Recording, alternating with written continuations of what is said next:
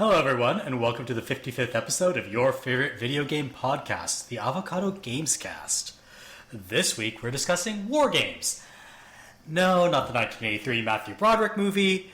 Instead, what we're going to be talking about is how video games deal with and depict war. My name is Merve, and joining me this week, he's wondering why Edith Finch won't return his calls that science is bad. It's me! Hello. I only called 14 times. I'm not sure why they're not responding. Her loss. He's stuck taking Morgana to the vet once again. It's Pulprobot. If he let me actually do something at night, I wouldn't be pissed. Justifiably.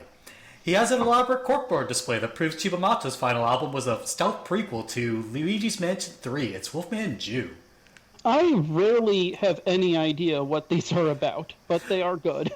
I will explain it in due course. And finally, he was hoping for a Planet Coaster Planet Zoo crossover where the lions could ride the log flume.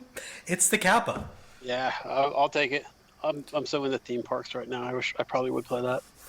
I just want to unleash feline disaster on all my theme park rides and just like send. I was gonna say killer hippos to eat the guests, but I don't think hippos eat people. They do. They do. If you give them enough effort. Okay, just got to make it attractive. So on the subject of Chibomato, their final album released back in 2014 was an album called Hotel Valentine. It's a concept album about a haunted hotel. Ah. And now you know. Haunted hotels are hot right now, right? Yeah. They were hot 5 years ago, and they're hot again. Well, isn't Doctor's... Well, I don't know. I don't know how much Doctor Sleep is based off of... Or has Shining stuff in it, but... It's a sequel? Yeah. Yeah. I don't know how much of it... I don't know. I'm not going to spoil myself when I want to go see my brother. But, yeah, don't tell me. There's no hotel in it, probably, after all that. There are hotels everywhere. So last time I had this roster on the podcast... Y'all wouldn't stop talking about Kingdom Hearts. Well, I don't know about that, y'all. I'm, you know what? Pretty happy to have not been on that one. So this time, I guess we're probably not going to talk about Kingdom Hearts. But one of you clowns is going to find a way to link war back to Kingdom Hearts. And I'm looking forward to however you guys choose to do it.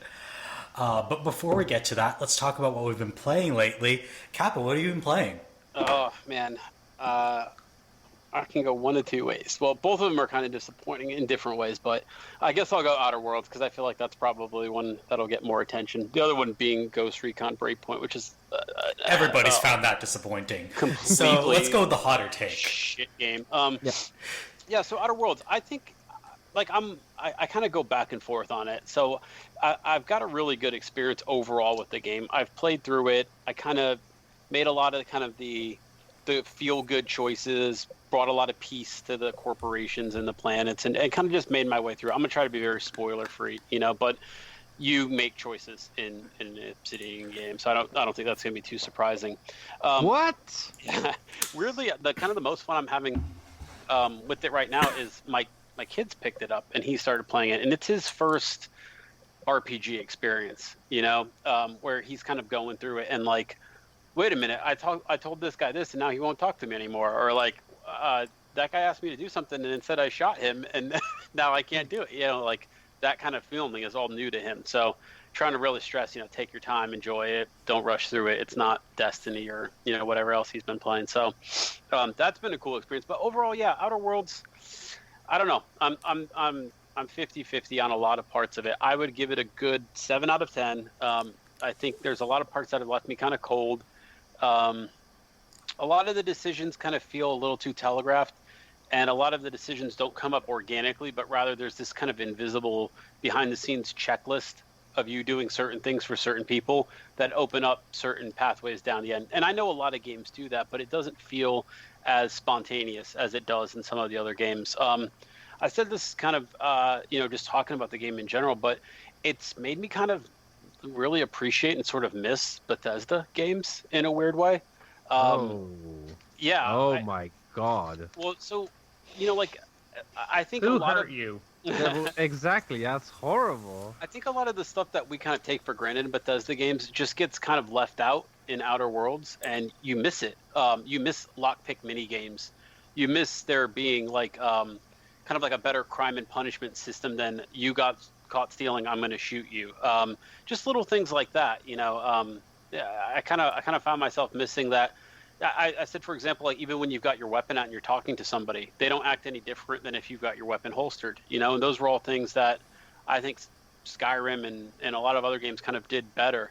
The dialogue choices are very much kind of like they give you the three choices, which I think that Bethesda kind of branched out away from a little bit. But you've got the smart ass reply, you've got the nice guy reply, and you've got the kind of I don't care, why are you telling me reply, like get on with it reply. You know what I mean?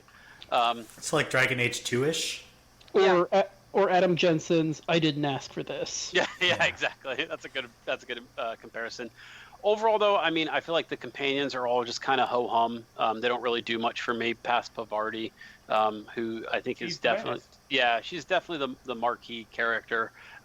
Just on number of voice lines alone, you can kind of really tell they put a lot more effort into her than anybody else, which is unfortunate because I kind of played my first character as an engineer, so I had a lot of overlap with her. So I kind of had to shelve her here and there. I without any spoilers, I did like one more character very much, but I would agree with you that a lot of characters are underused. Yeah, and I mean, like you can tell, like for example, the vicar, like you kind of get the feeling like he doesn't really say much past the first area. Yeah, like you know what I mean. And you're like, well, I guess they wrote him for that, and then.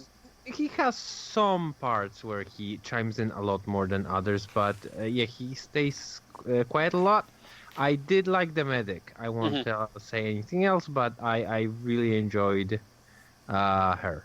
Yeah, she was good. I mean, they're all classic Obsidian companions. They're not bad. They're just not. They're not transcendent or anything. You know what I mean? They don't blow me away. The way some Dragon Age Inquisition or other characters. I found that I was missing some of the quirkiness of like because the world is not like extremely science fiction and like fantasy science fiction. It's more realistic now, like corporations, and there aren't really like aliens walking around, only humans, so it's like a lot more down to earth, and I found a little bit of lack of imagination when it comes to like some of the interesting things. That's a good way to put it. It just kind of like hit. Go ahead. I'm not sure what you think about one of the companions. It's just a young guy. At one point, I'm like, okay, how is he any different than any other companion? Like his main defining characteristic, I think, is he's a little hot-headed and like baseball. Exactly. Like, okay, you know. Wow. yeah, exactly. John Valjean over here. Yeah. But yeah, I mean, I don't want to sound like I'm being too hard on it. I enjoyed it. You know, but I think having just in the back of my mind thought about a lot of like the New Vegas stuff, and this was a kind of return to that. Just going out in the world and you don't see those like random NPCs. There's not a lot of what is like Radiant quests or anything like that. It's just very much, hey, I need 3 books. Go find them scattered throughout this area, and then talk to me when you're done. There's a lot of fetch quests, and I'm much more positive on it.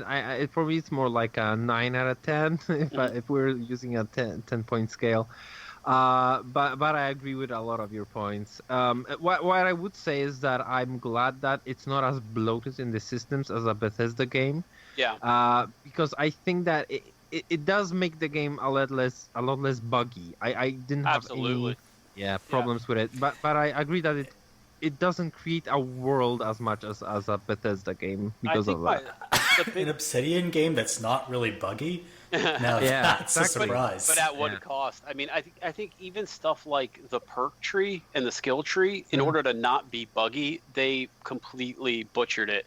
I mean, like the perks are boring. They're just straight up boring. It's like have 5 more health or have 5 more armor or carry 10 more pounds. I mean, it's just like those are the perks. You know, when you think about stuff like Fallout, it's like think about like Wild Wasteland or like what's the Stranger, like all those kind of perks that really just it does feel that like either they didn't really want to make this game that buggy because they were afraid of like completely breaking it, or they didn't have enough time of to develop the game. That's And I think the latter is probably not untrue. Yeah, I would really lean towards, oops, we got bought up by Microsoft. Let's go ahead and put a bow on this one and get it out the door as a pretty good, but maybe not amazing game. You know, kind of a last hurrah before they start working straight from Microsoft, which isn't bad. I mean, the game, it looks great. It plays well. It's a cool story. It's a cool overall feel. I think you could have probably called this Firefly the game, and you wouldn't have been far off a lot of times. You know, My guess is that they probably downscoped it a bit. Instead of just like leaving it unfinished, they decided to downscope. So they had the foresight to do that. But yeah, it definitely feels like they, under different circumstances, would have made a bigger game. Definitely, and it works. So Yeah. so yeah, Yeah. there's some Yeah, I was actually going to wonder, is that necessarily a bad thing to downscale an Obsidian game a little bit? Yeah, I don't want to sound too negative. It's hard not to, but you know what I mean. Like, but even like little things, I think what you guys are saying is it's just they bring it back a little bit from being this completely imaginative thing to being kind of like, okay, this is good enough, and it's not going to be buggy, and we're going to trade off with some like we might have some world beater ideas, but if we introduce it and introduce a lot of complication. Yeah, so what are your positive aspects? Because the story is the main. I like the idea of the corporations versus the citizens, but it's not as clear cut, I think, as most people would probably think it is. I don't think it's always easy to say corporation equals bad when you play this game.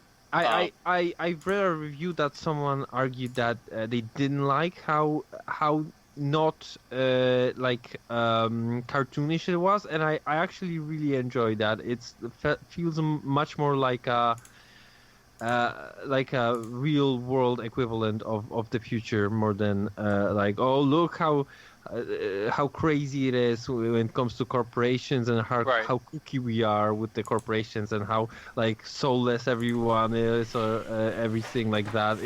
It's much more grounded, and I very much enjoyed that.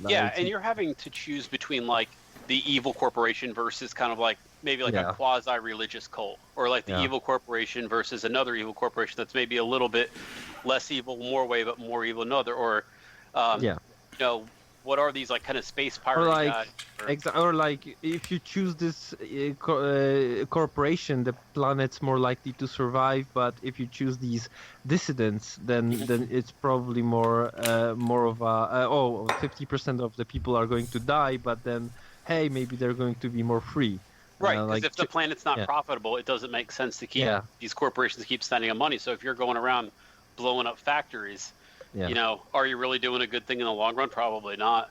Yeah. But the game lets you experiment with some of that. I would say, we talk a lot about New Vegas when it comes to, those games. But New Vegas had an absolutely evil faction that I don't think anybody, unless I did it, but you've got a purpose you want to play. Caesar's You really went with the Legion on your first time? I did. Not the first time. I mean, as much of an evil faction it is fascinating. Yeah, it is, and you see the whole game from a whole different side. But then I just thought their costumes sucked, so that's why I screwed them over.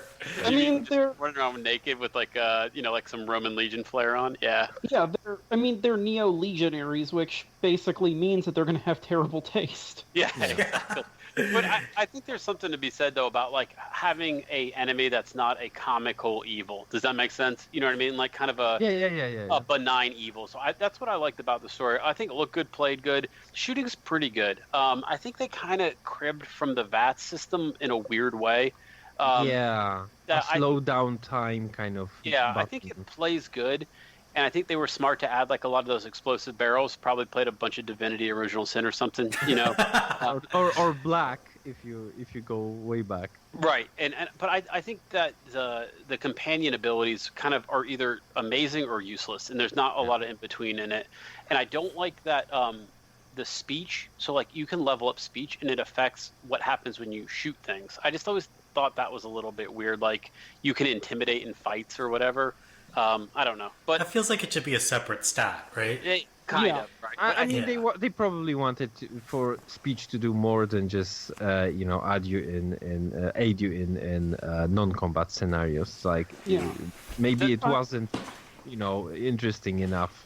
So, but back to some complaints. The armor looks all the same. There's not a real big difference between heavy and light armor. The weight No. restriction is really crushing.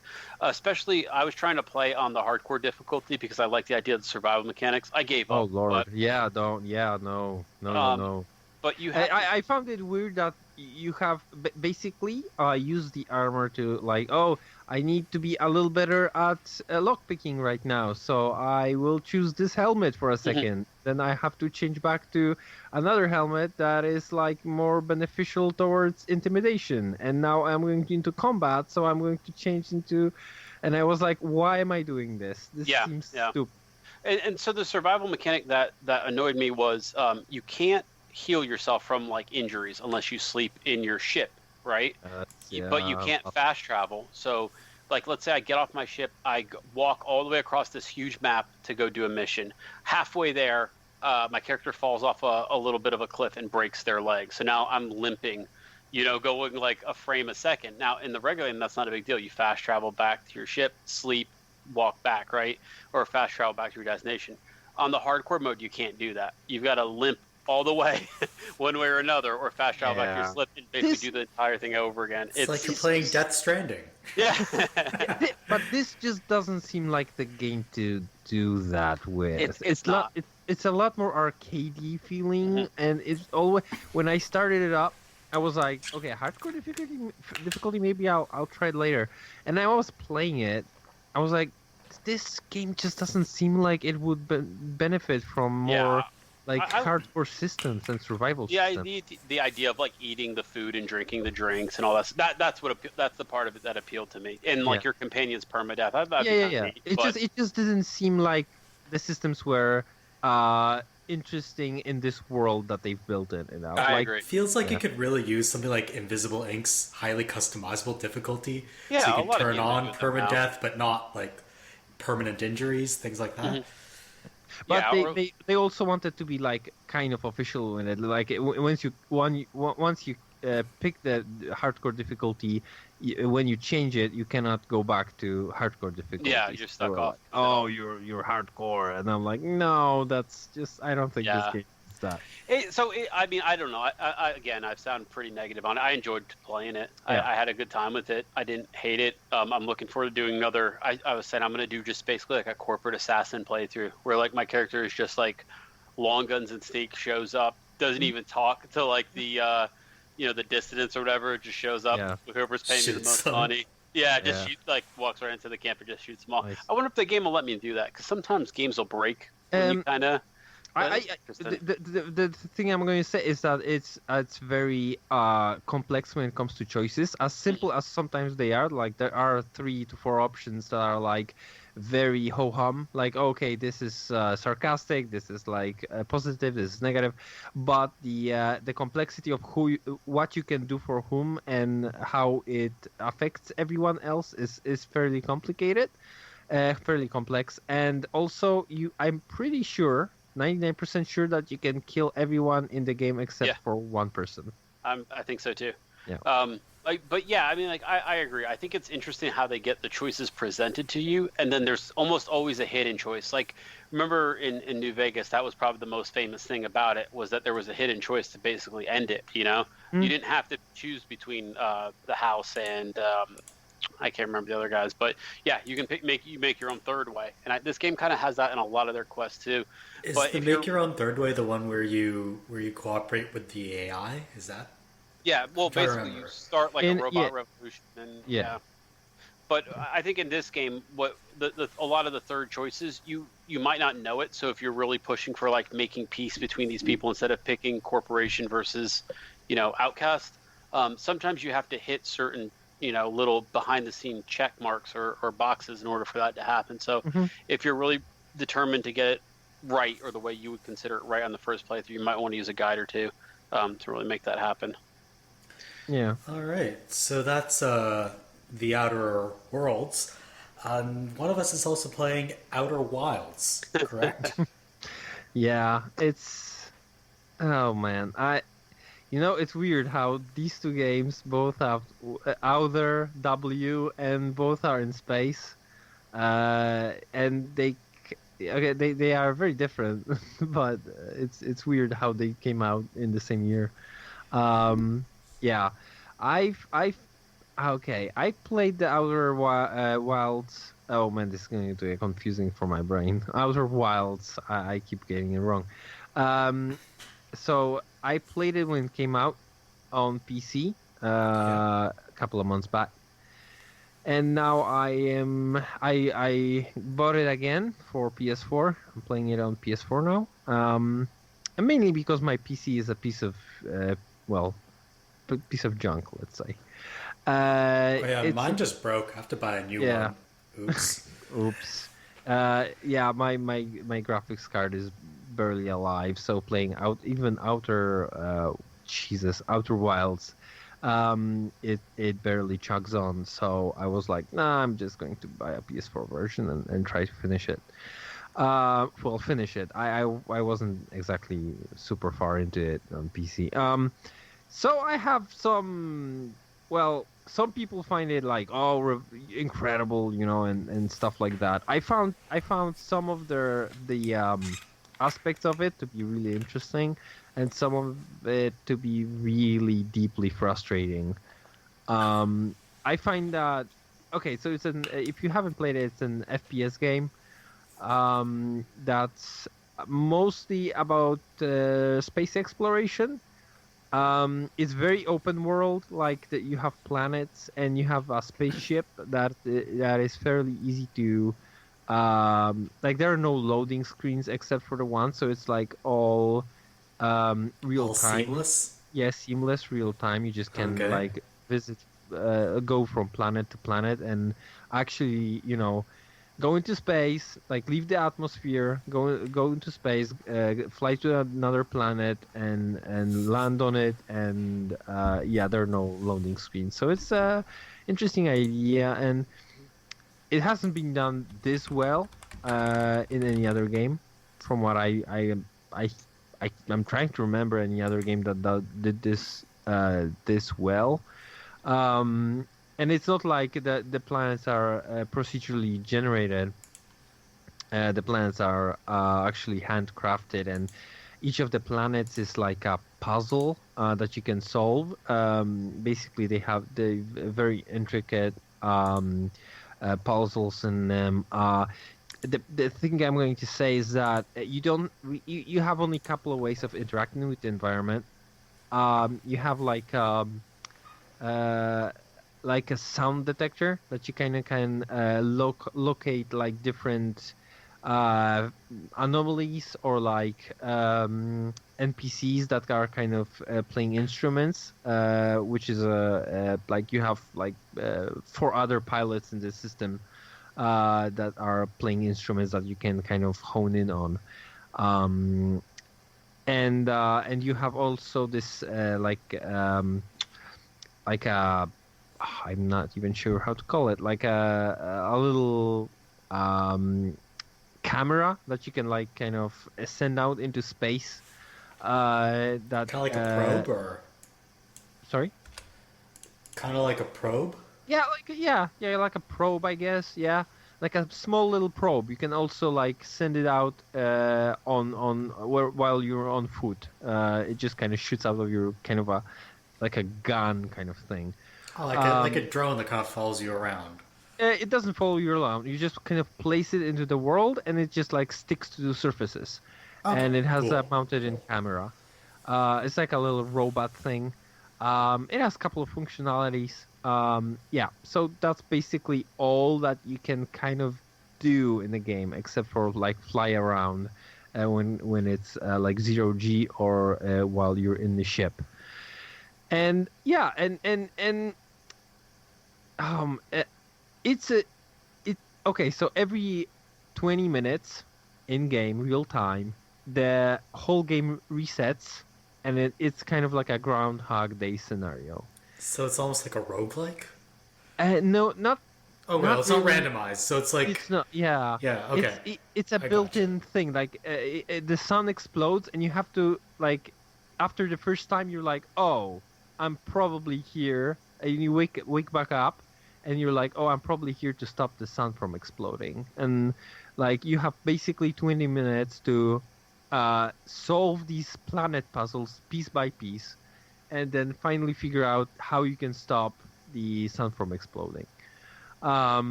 And you're basically also there. Does that mean you have to solve the same puzzle over and over and over again, or is there Well, are there mechanics that kind of get you around that? this is very difficult to articulate. Okay, you can't say without spoiling it. Is that Yeah, it? yeah, in some way. I'm just going to try to like tell you about it. So basically, you are part of like you're like okay, you're a native species to one of the planets. Okay. And then your species basically figures out that there's a species of aliens that was here way before your species was, you know, intelligent or had society, sentient, basically. So the species that you find out that's alien, it's like thousands of years old, millions maybe, that before you, and you can only you go around and decode their messages and find their bases that are halfway destroyed, disintegrated, and you kind of have to figure out what they have done and how are they manipulating the sun to destroy itself, and how you can stop it. And it's probably one of their systems to do that. And I think, I'm not sure, I haven't solved the whole game. I'm just like maybe 10 hours in, let's say 8 hours in. I think that I think it's like a big one puzzle that you can solve if you have the information that you would need. Like, you kind of have to solve every puzzle in the game to be able to solve the last puzzle. But if you had the knowledge from the beginning, you probably would be able to solve the last puzzle from the get-go. So those 20 minutes, you just have to find out piece by piece in those 20 minutes pieces of the puzzle for you to be able to solve the last puzzle on your last Do you run. play it with like pen and paper in hand? You can, yeah, definitely. Okay. There are some, but I think that It's like a thing in the game. There's like a board. Yeah. Yeah. Yeah, it has a great way of keeping things for you. Like there's like a log that keeps from run to run. Let's say that's like, oh, here's what you found out on this planet. Here's what you found out on this planet. Here's like a bunch of ideas that connect to each other. So it really helps you that way. There are some places that some puzzles require like. There's some things that from the get-go you kind of get that there are some things that are quantum based, so you know that they move around in a weird way in the world, and there's a place in the universe that teaches you all about the quantum thing, and you have to get there, figure out how to get there, get through this place, and it teaches you a way to solve things with this quantum mechanic, let's say. So that's how it kind of works when it comes to puzzles. It kind of gives you the information, and then you can solve different puzzles with the. It doesn't give you more tools to solve anything. So it's like the witness a bit. Yes, I was just about to say like a kind of like the witness in our space. But the puzzles are not like, line-based abstract puzzles, but are more like, oh, in the world, this is what happens. Sometimes you have to push a button on one planet for something to happen on another kind of planet, and then you're like... So more like old school Valve style. Yeah, a little puzzles. bit. It's like a combination of a lot of things, and I think it's very imaginative. But the thing I have a problem with it, I have a big problem with it. So in the Witness, I enjoyed a lot of the exploration. I enjoyed a lot of, like banging my head against a puzzle I couldn't solve, and finding out, okay, maybe if I explore a different part of this place, I will be able to solve this puzzle later on. So I didn't feel stressed about it. But the problem with this is that the game is always constantly on the clock, right? It's always 20 minutes and then it resets. And that feels a little bit stressful to me. I mean, it doesn't really matter because, it reboots, you have another run, you didn't lose anything.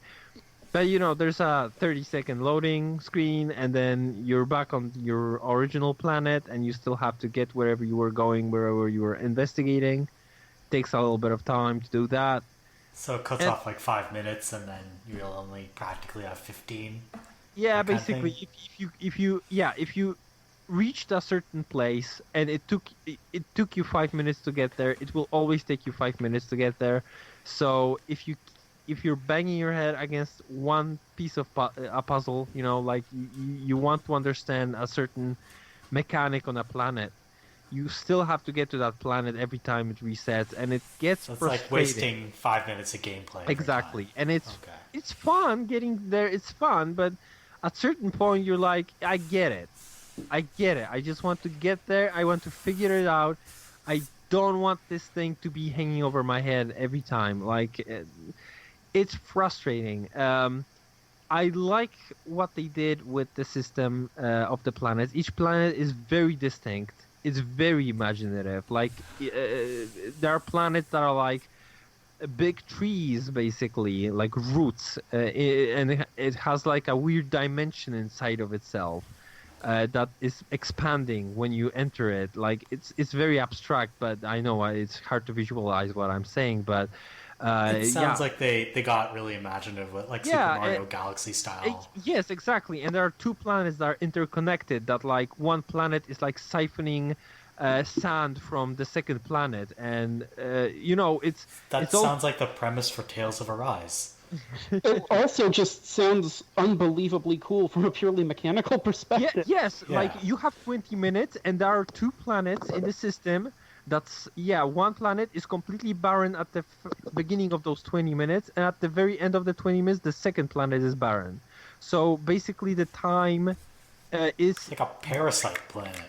Yeah, and it's a puzzle. The time is puzzle in itself. So like, that at the beginning of the 20 minutes you can explore the first planet in some ways, and at the end of the 20 minutes you can explore the second planet because it's more barren and you can get everywhere that you want to go in it. But the time is ending, and you have there are plenty of these clever ideas, amazing ideas. But that's so feel it's very cool. But sometimes it's very abstract at what you have to do.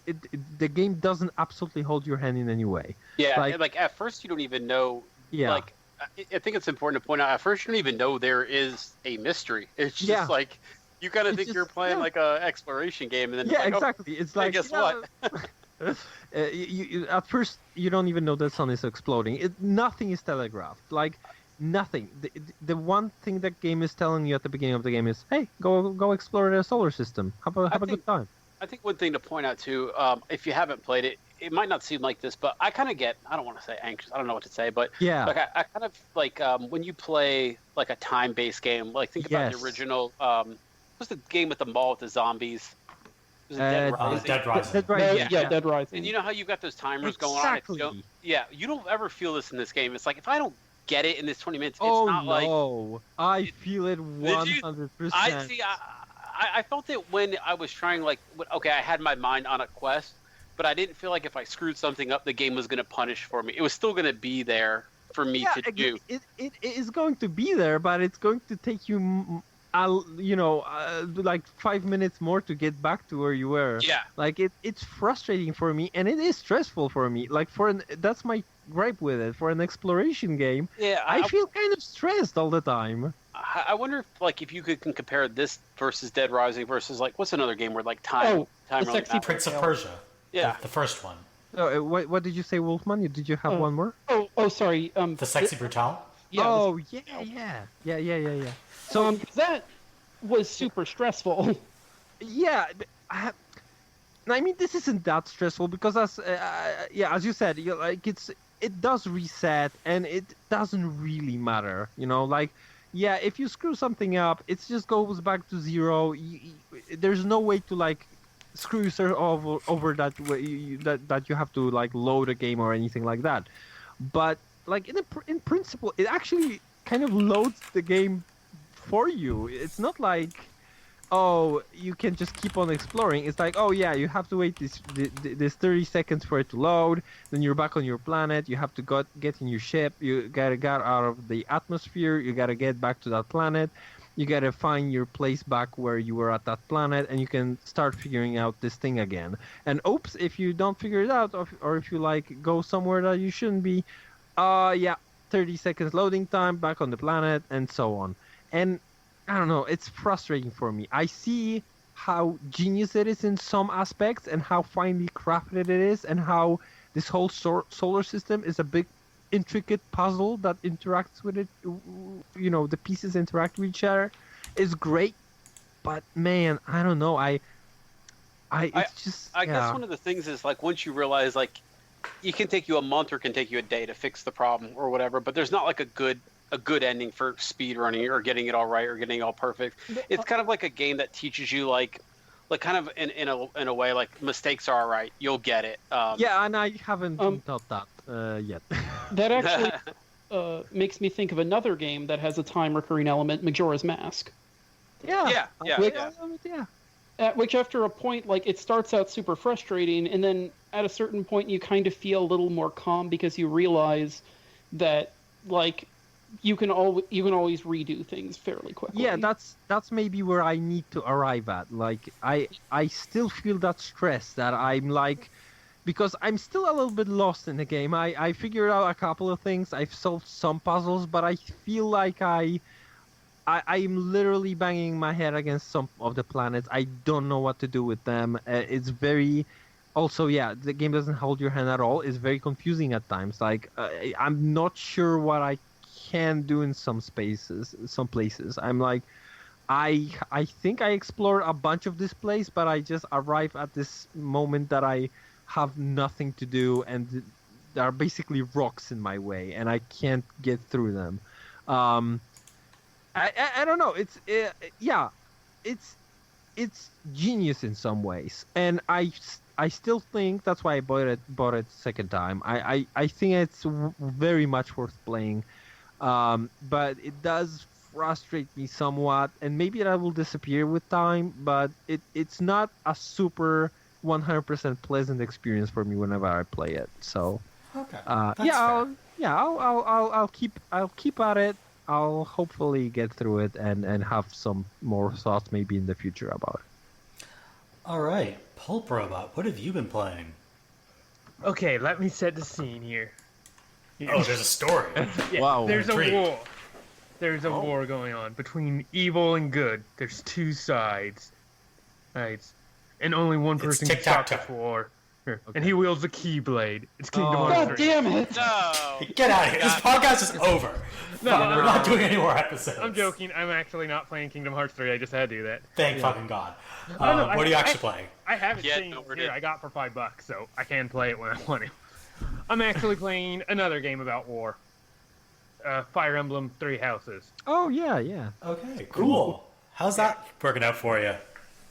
It's probably my favorite Fire Emblem. And seeing how Fire Emblem's like the only Nintendo's like mainstay series that's really popular. Even I better than the one with the Future Kids. I don't remember how it was. That was Awakening? Awakening. Yeah. I actually didn't like the Future Kid Art of Awakening. Okay. Because it became a who do I pair them up with for the best stats for what they have. As Oh, I didn't do that at all. I was like, who would make a best couple kind of thing?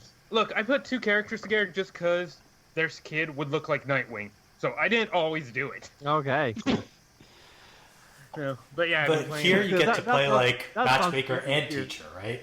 It sounds really weird, like genetics experimentations. like, no. Oh God, it's like eugenics thinking. exactly. Like, God. I don't No, my brother put those two characters together and he's like, oh, check this out. This guy looks kind of cool. I'm like, you just made Nightwing, man. Who did he put together to do that? Right. So So you how's like Three Houses? It's the first Fire Emblem where I feel that the characters are more complex than they used to be. They're very one-dimensional anime cliches that I got overly attached to in every game for some reason.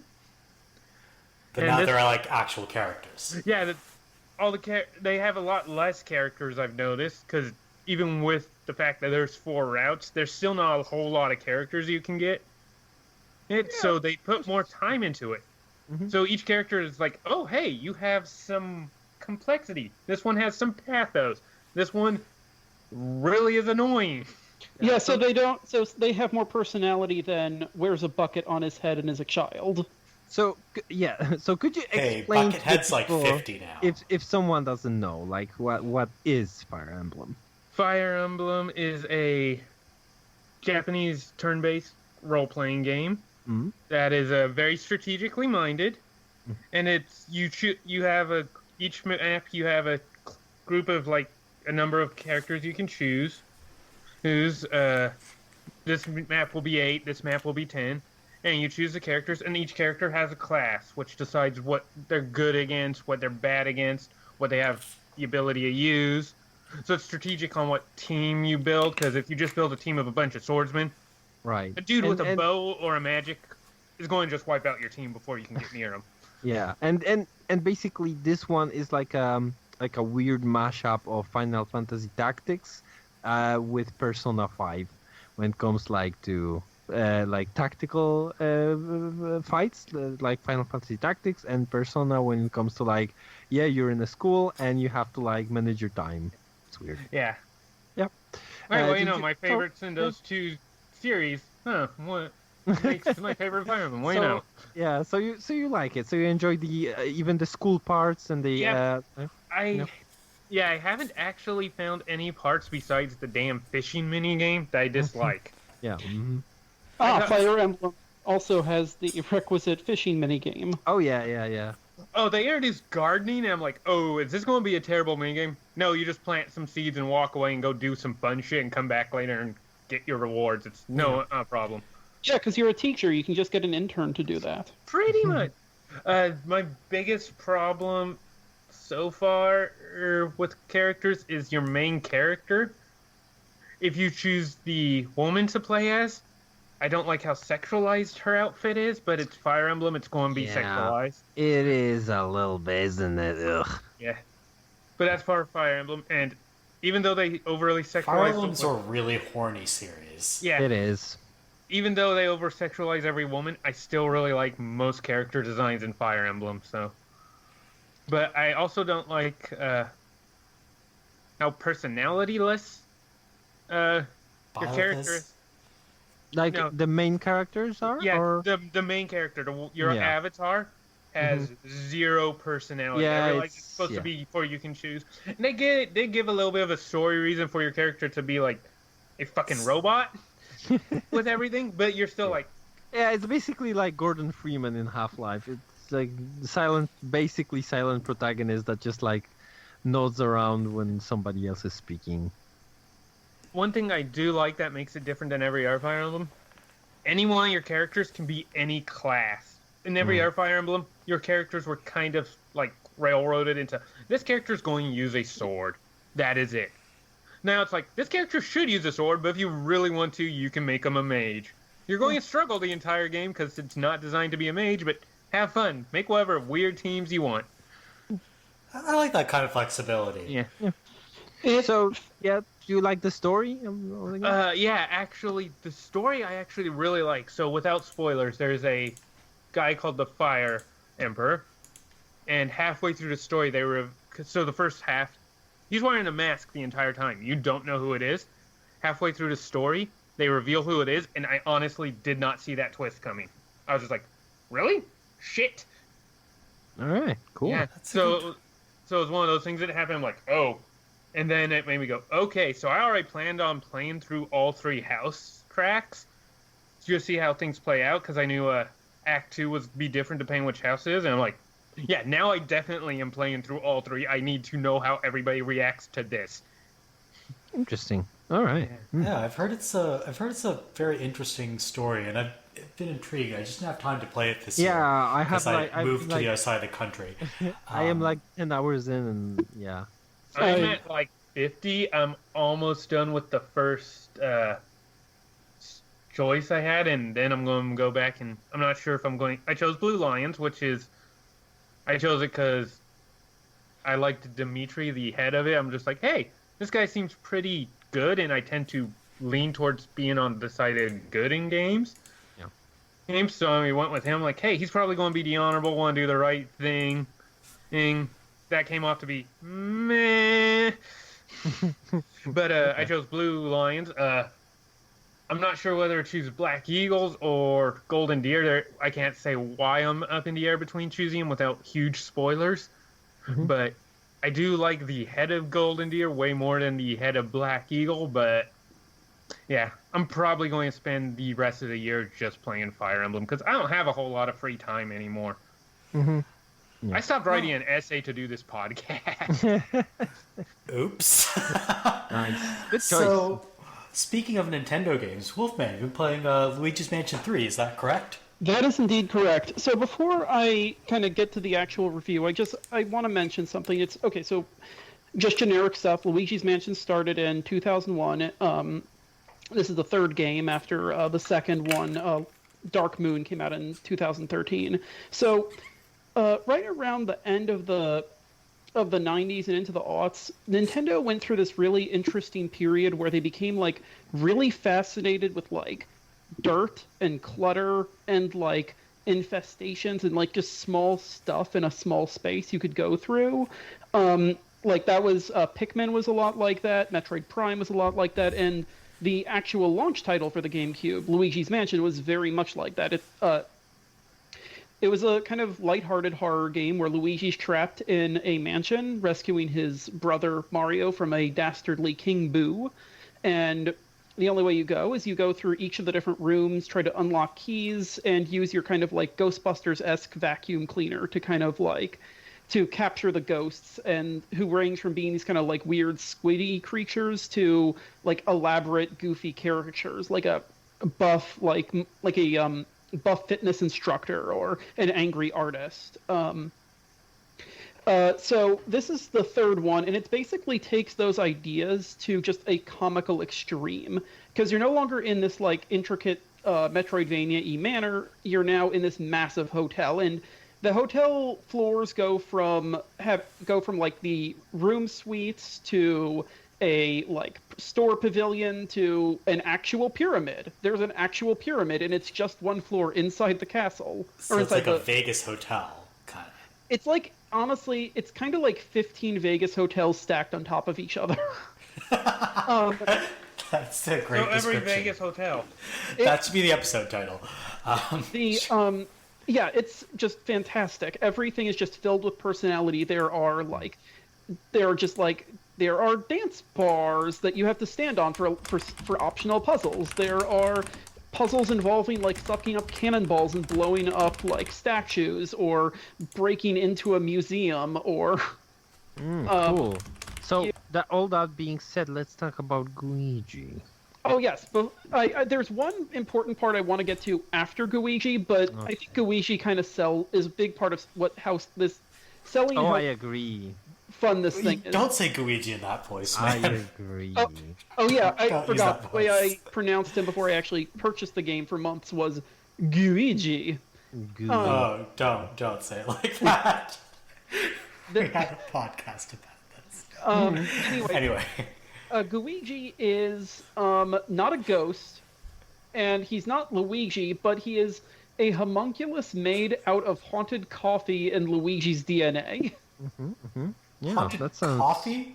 He, in contrast to the rest of the game, which is filled with personality, where Luigi, during the actual game, there are jump scares that can actually affect Luigi while you're playing the game, and he like freaks out and goes stiff as a board as you're trying to walk around and wonder if you're actually frozen from using the vacuum for a second, or if the game has just kind of made you think that you're frozen. Yeah. And every like single trash can is filled with like residues. Every like small hole has, spiders. There's a great part where there's a whole crazy X-Files jump scare scene that is very optional. But all of that is filled with personality and filled with depth, and Guigi is basically not that. He's a mindless, personality-less... Oh, that's harsh. No, and this is good. This is good because he's super amazingly creepy and weird, because he'll just, stand kind of, with a slack-jawed smile as you're being, assaulted by bats. Yeah. He's just really creepy, and he also features one of the best parts of this game, which has many very good parts, which is its sound design, because Guigi is, as his name says, he's gooey and slimy and goopy and gelatinous, and he has abilities that Luigi doesn't have, namely that because he's made of goo, he can basically go underneath grates by basically just kind of falling down like a goop and reassembly. It has his same here. Oh, absolutely. So like a slime mold almost. Yeah. No, he is a slime mold, and this happens whether he's passively falling into a grate or whether you're slowly manually pushing him into a grill. Every single second of this is punctuated by this gross, delicious, slimy sound that like a squelching noise almost. It is squelching to such a degree that I have to wonder if Next Level Games, the Canadian studio that did this, they actually had a staff member just stick their hand in Jello and just make this noise, because it is grossly realistic sounding and amazing. As a Canadian, just step on one of our peat bogs and you'll understand that noise. So Guigi is amazing, the game is amazing, but there's one particular level that I want to stand out, and I'm only mentioning this one both because it's really good, and B, because it was featured when Nintendo kind of showed off the game at E3, so I feel like it's a little more fair game than explaining what goes on in, say, the pyramid or the apartment suite that's taken over by foliage. So it's the 8th floor in the game, and although it's kind of the 9th level, because the levels are kind of organized in a somewhat different way. You start in the basement, and then you go up to the 5th floor, go down, and then come back up. And it's called Paranormal Productions. It's a film studio inside this hotel. And when you meet there, the first ghost you meet is a guy named Morty, who's kind of like this caricatured French filmmaker who's just weeping because he hasn't found his... he's weeping because he hasn't found his megaphone, and so Luigi feels bad for him, and also because Morty has the doohickey Luigi needs to continue his quest, he decides to help him get it. And so what goes into this is this incredibly elaborate puzzle game that involves going into other film sets and basically recreating films as part of this massive multi-part puzzle that's really, really cool, and it's just filled with all kinds of little details and wonderful little jokes and asides. And eventually you do get the megaphone and you give it back to Morty. And so Morty says, okay, now I can shoot the climax of my film, and you're going to star in it.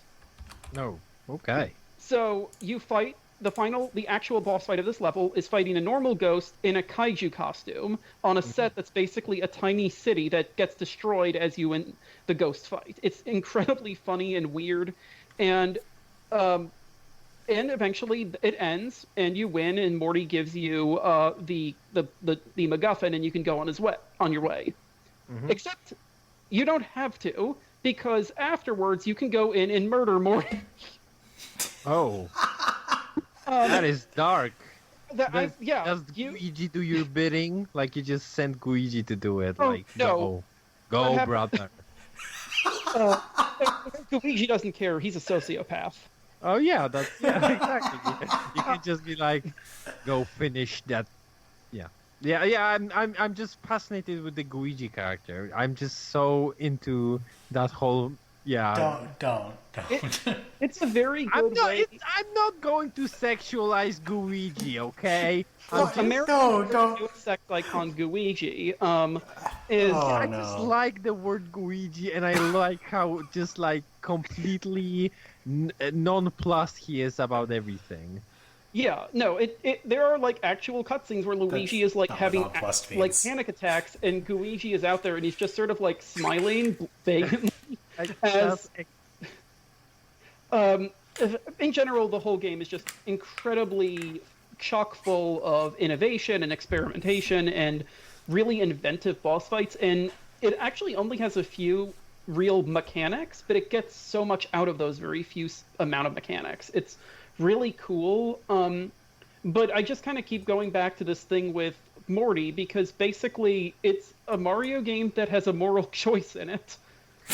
yeah, and it seems like you can just that's like it doesn't give you anything. You can't just be an asshole to that guy. I think you might get money if you suck him up, but I beat the game this morning and I had more than enough money to get the best ending, which is the exact same ending except that the prize is slightly bigger. Oh, I just thought Luigi gets his wings. I'm not sure. No, I but don't think he can fly. Well, no. Unless it's like a spoiler. that's not a spoiler. Luigi sadly does not fly. A tragic failure of Luigi's Mansion 3. That's Yeah. yeah. I But- Nintendo. 0 out of I 10. yeah. What are you that's- thinking, Nintendo? Exactly. But I do believe that Luigi will ride again. We're all Your Luigi. enthusiasm is making me seriously consider getting this game once I'm done with Astral Chain, which is one of the games that I've been playing. But instead of talking about Astral Chain, I'm going to talk about Death Stranding, which came out as of this recording yesterday. Yeah, I bought it, and then I had my money returned. So that's where I'm at with this game. What do you mean by had your money returned? You just I asked PlayStation to give me back my money. I said I kind of don't want this game actually because I don't know what you got. From what I understand, you're a bit more positive on it, right? But you actually played a bit of it? no. I was like, you know what? From what I've heard, it's very it has very polarizing opinions. Like there are reviews that are like very negative, and there are reviews that are very positive. And I was like, you know what? I'm just going to wait for a sale or something, and I think that's fair. I think that's fair. Look, okay, here's what I'll say about Death Stranding. Go. I really like what I haven't played very much of it because most of it cutscenes so far. I like what I've experienced It's like of a it Kojima game. All so right. far, Yep. but I can see why people would hate it. Yeah. The things So I how like much- about okay. it are things I can understand that people would hate. Okay, so let's break it down. Ratio of cutscenes to gameplay. So I've had 2 play sessions. The first play session was about 90 to 95% cutscenes. The second play session was almost all playing and not Okay. that much in cutscenes. So maybe I'm not sure if you want to start with the story, setting, or gameplay. Where do you want to start? I can't explain too much of the story so far because I'm not very far into the game. I haven't even met most of the characters. I'm only in chapter 2. But the basic premise is that you're in a sort of post-apocalyptic world where So like now, so like real world. so imagine the United States had degenerated into a bunch of barely functional city-states that are Okay, just struggling so to get by. still, you're just describing the actual situation. Sorry. Basically Montana. Yeah. Yeah. So your goal is to reestablish communications between these cities. But you have to do so by traversing a treacherous landscape full of supernatural enemies. Yeah. That's essentially the premise of the game. And you're basically a courier, right? Like a. Yeah. You're a porter. if you will. Sorry. Your name is literally Sam Porter Bridges. Of course it is. Of course it is. Just like me, my name is Science, the IT guy. Bad. Yeah, it's I will say it's probably a lot more on the nose to an English-speaking audience than to a Japanese-speaking audience. So I understand why it sounds super funny to us, but doesn't sound funny to other people. I just like the weirdness of it. Actually, I just enjoy these kind of things. I do appreciate that it's leading into the weirdness. It feels like it feels like an art film made by someone who didn't follow the rules. If that makes sense. Yeah. And honestly, I'm kind of happy that Kojima is doing that. Like, I think after MGS5 was something that was more mechanically refined, but kind of less interesting. Mm-hmm. This is, I would say, more mechanically refined than it's going to get credit for. Mm-hmm. Because it's gamifying a different aspect of a third-person action game than most games would gamify. Is it like a Euro Truck Simulator, but you're on foot? Almost. I would say it's a hiking simulator. All right.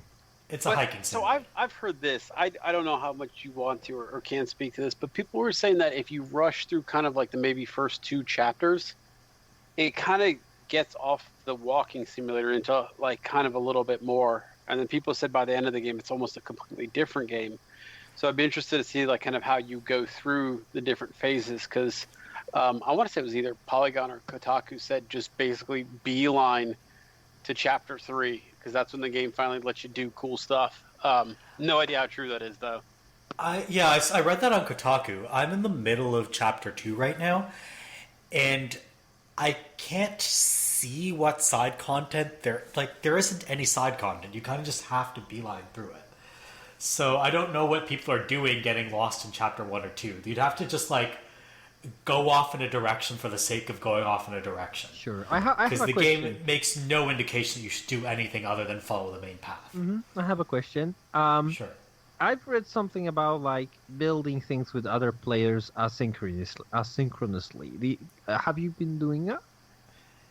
Yes. Oh. But I haven't experienced very much of it, because I literally, in chapter 2 is when that stuff starts happening, and I haven't experienced very much of it yet. Like, I've built 1 ladder. Okay. And I've used, I think, 1 person's rope. And that's about it. Okay.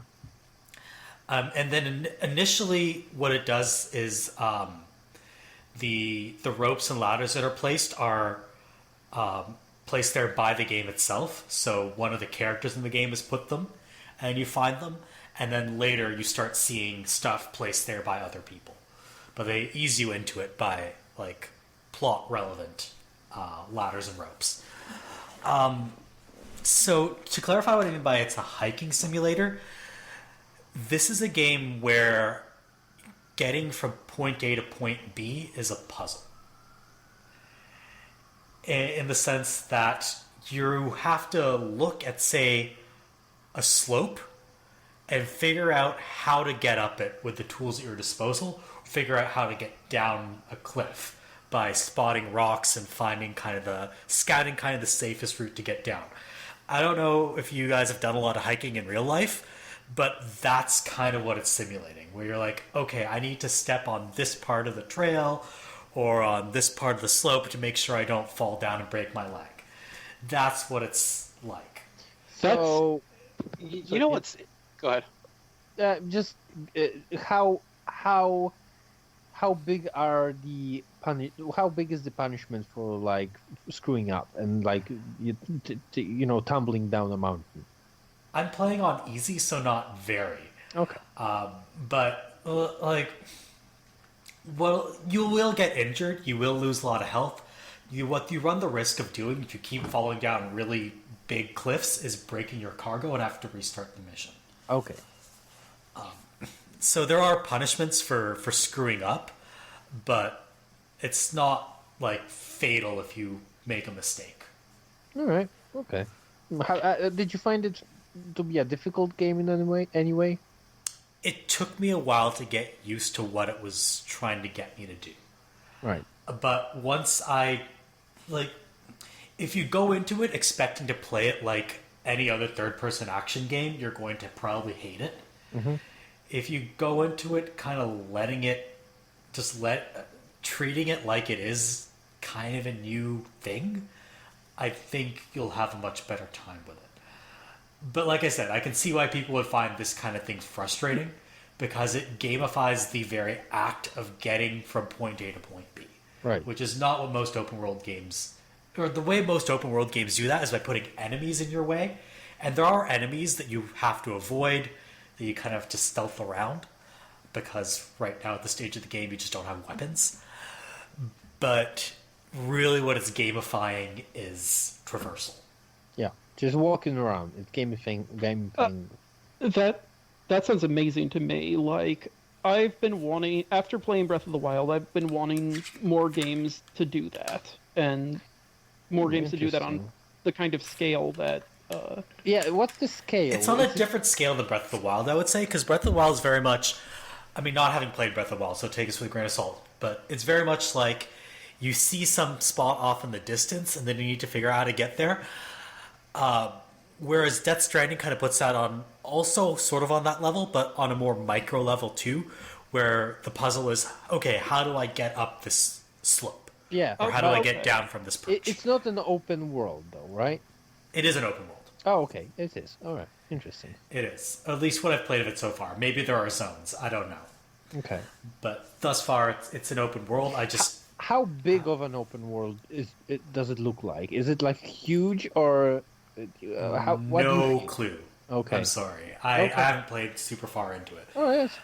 So my impressions might change. I might come back like 3 weeks from now and tell you how garbage this game is and how much I regret playing it. Sure. But for now, I expected to dislike this. I just bought this because I was like morbidly curious. Fun? I don't know if I'd even call it fun. I'm just endlessly fascinated by whatever the hell this is. Okay. It's just a really neat game. All right, yeah. That's why I wanted to buy it. But it was like, $60 for just like... Well, it's more like $80 in Europe, unfortunately. For just like trying to figure out like how neat of a game it is. I'm like, no, I think I'm just going to wait for a sale. Understandable. I can. It's understandably polarizing. Like everybody who hates it and tells me that it's just really boring, it's really frustrating. I totally get where they're coming from. The best critique I've read of it was on Giant Bomb, where like like Alex Navarro gave it 2 out of 5 stars, and he didn't. He's a big fan of also like American Truck Simulator, so he didn't find it boring, but he said that it definitely doesn't ever like come together really. Like, especially when it comes to the story, and some gameplay down the road is just not interesting enough in some way. So I'm very interested in your take in 10 to 15 hours. Yeah, it's very, very possible that my opinion will change. Yeah. I can definitely see me 10 hours from now being like, fuck this game. Did you play MGS5? No, this is my first Kojima game. Okay. Because, So- that game kind of had a similar, like, the first 10 hours blew me away, and then what that game kind of stayed with and turned into by the end really felt completely different. So, yeah, it'd be interesting to see if it's able to kind of keep this all the way through. Yeah. I've heard that the ending is... What I've heard is that story-wise, the ending... I shouldn't say the end... It ends up in a very interesting place. Mm-hmm. But I can't really speak to that because I don't really know what's going on. Right. So far, I've been introduced to the protagonist's family. Okay. And they're very important to the story, but that's all I can really say without spoiling it. Oh, I was hoping we could talk about the main character's parents.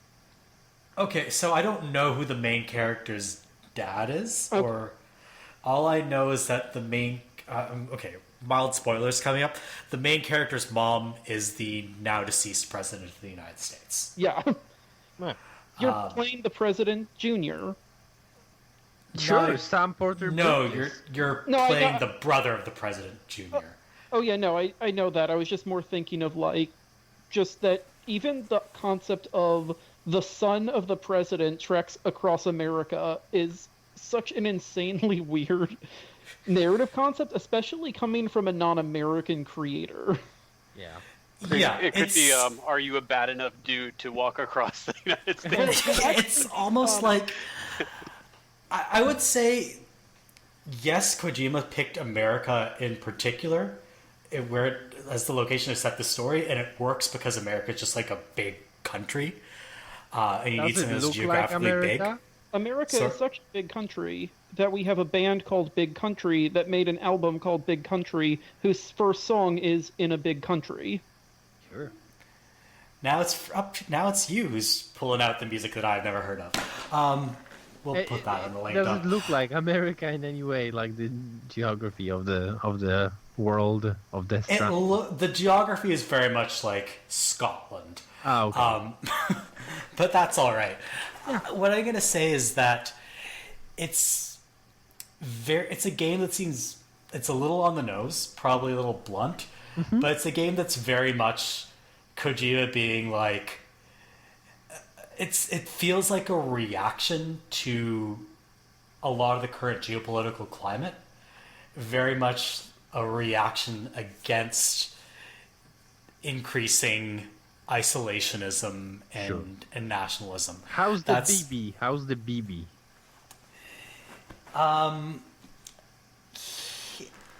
I don't really know how to explain the BB other than to say you're carrying around a fetus, a child in a pod, like a fetus, right? Is it or like? No, it's a baby. Oh, it's a baby. Okay, it's a baby. It's a straight up baby. Okay. Maybe it's a fetus. I don't know. It's a straight up baby in a womb-like sack that you carry strapped to your suit, and it has some an connection. umbilical cord, right? It's like it's a womb. It's like a weird techno womb. It's a weird techno womb that allows it to connect to like the land of the dead. It's weird. Yeah, I don't really know what to make of it. Sounds like Metal Gear 2. Just some of the memes that have been coming out though, with him like falling down mountains with like 5,000 boxes on his back, like almost like 15 feet of boxes stacked on his back. It just this game. Oh, that has happened to me. It's fucking hilarious. Yeah, it looks fun. I just wanted to make one quick note, and then that's just a small apology. I was incorrect. Big Country is a Scottish band, not an American band. America remains, however, a big country. Yeah, that is true. Good to know. So that's Death Stranding. It's interesting. Is it? If nothing else, it's going to spark. I'm not sure I still understand it. I don't understand it, and I've played like 4 hours of it. I mean, honestly, it seems pretty simple to me. It's about healing America by representing something, and for some reason, all I can think of is the old DC comic story Prez from the 70s, which is about a teenage president who was a hippie. But I mean, I don't know. It feels weird because so much of Death Stranding, much of it related to the baby and the magic clouds and Mads Mikkelsen, feels so like weird and indescribable. But the actual like conceit of just like you're going across America to bring different communities together is really simple in a way. Like the gameplay and the concept seem very simple, but they're just like encased. There's a lot of in this Kojima weirdness layered on top of it, and weirdness, and it's like, what's the more like low level Metal Gear Solid game? Like maybe just the original Metal Gear, but like with the story of Metal Gear Rising: Revengeance. Sure, like I don't know. I don't like saying, "Oh, it's like a Kojima game," because this guy can make different games, right? And different. But it definitely has a tinge of like the amount of ideas that he throws at a project, like different concepts, and something about the God particle. I've also heard is in this game, and like a bunch of like exploding bodies and like resurrections or whatever the hell. It's all kind of very bizarre and have like over-explained in some ways and under-explained in others, and I don't know. I think I want to play it, but maybe not for $80. And also maybe not when it's exactly part of the zeitgeist and you can just kind of play it on its own merits. Yeah, exactly. I don't want to, I would think pressured. that's my one regret is I'm going to play it with people, surrounded by people who are telling me what to think of it. Yeah. And it's something that I think I'd rather absorb and come to my own opinions about. Yeah. Especially it being a game that is very much about current hot topics. Yeah. Like, this is the game where people... Okay, this is... Maybe I'm being way too speculative here, but I think a lot of the people who would otherwise respond, let's say, positively to this kind of thing are going to, like, play through it and be, like, angry and tricked into having played it. Okay, let me just say, this game is very much a middle finger to, like, isolationism and nationalism and bigotry. It's very much that. And there are people who would otherwise be enticed by Kojima games who are going to find out it's about that and be like, I feel duped. I feel like Maybe that's a good thing. Yeah. I feel like there are a bunch of people that will feel duped that it is basically a climbing simulator that looks like a AAA game. Yeah. Oh yeah, I have no idea how Sony poured this much money into this game. This It's is not mystery. a game that This should is have like had. a mystery wrapped in an enigma how this got funded.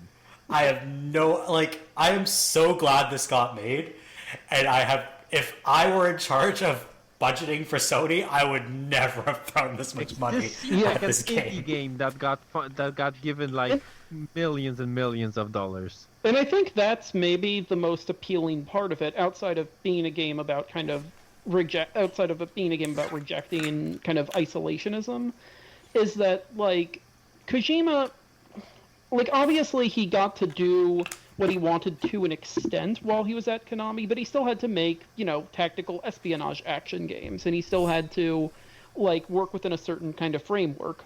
And this does kind of feel like him getting one chance, and depending on how this game sells, maybe only one chance. That's what I was going to bring up. Has anybody seen the sales results? I know to get all businessy with it, but has anybody seen those? Have they been good? I have no okay? idea. Not sure if they released how well it is. Because it's selling. only been out for 2 days. I mean, Yes. but I know, like, they talk about, Last of Us 2 is like the greatest pre-order, game of the generation for PlayStation, stuff like that. So I was wondering if anybody got any kind of feel for it, because, I mean, I think there's no idea. a lot of people have been in that wait and see mode. It seems like. I also think that The Last of Us 2 is a sequel. It got, like, it's gotten a lot of mostly positive press. It was always going to be more accessible than Death Stranding. It's you know what you're getting. It's more of The Last of Us, and that's people know what's up if they're going to like it or not. And Death Stranding is like, what the fuck am I getting into? There's the baby. There's, are you a fan of Kojima? Are you a fan of Kojima, but only when you have a game where you There's mostly the shoot people? baby. So listen up. This game, there's a baby. Okay, I'm out. Yeah, I have no idea how it's going to sell. I imagine it'll do decently well. Like, it's going to sell over 1 million copies. There's no doubt about that. Yeah, it's probably going to sell well. But I don't think... I mean, if you're asking me, is it going to do, like, 20 million? Probably not. There are probably going to be some fanatics. Like, there are people that are going to be way into this game. Yeah, I think it's going to do okay. I don't know if Kojima's going to get an unlimited budget to do his next game, but it feels like okay, let me put it this way. If a really alienating game like Dark Souls or Sekiro can sell millions of copies, this game, which is arguably a lot more accessible, can also sell millions of copies. Yeah. It's not a particularly enigmatic or hard game, so... Oh yeah, it has a very easy mode. Like, it has a mode that I could hand to, like, my sister hasn't played a video game in 20 years, and she could play it. So. Yeah. It also has. Is that the mode where you don't even have to really play it, or two? Because I heard that they also added a mode if you just wanted to watch the story. You could. No, you still have to. Very easy, I think. Is that?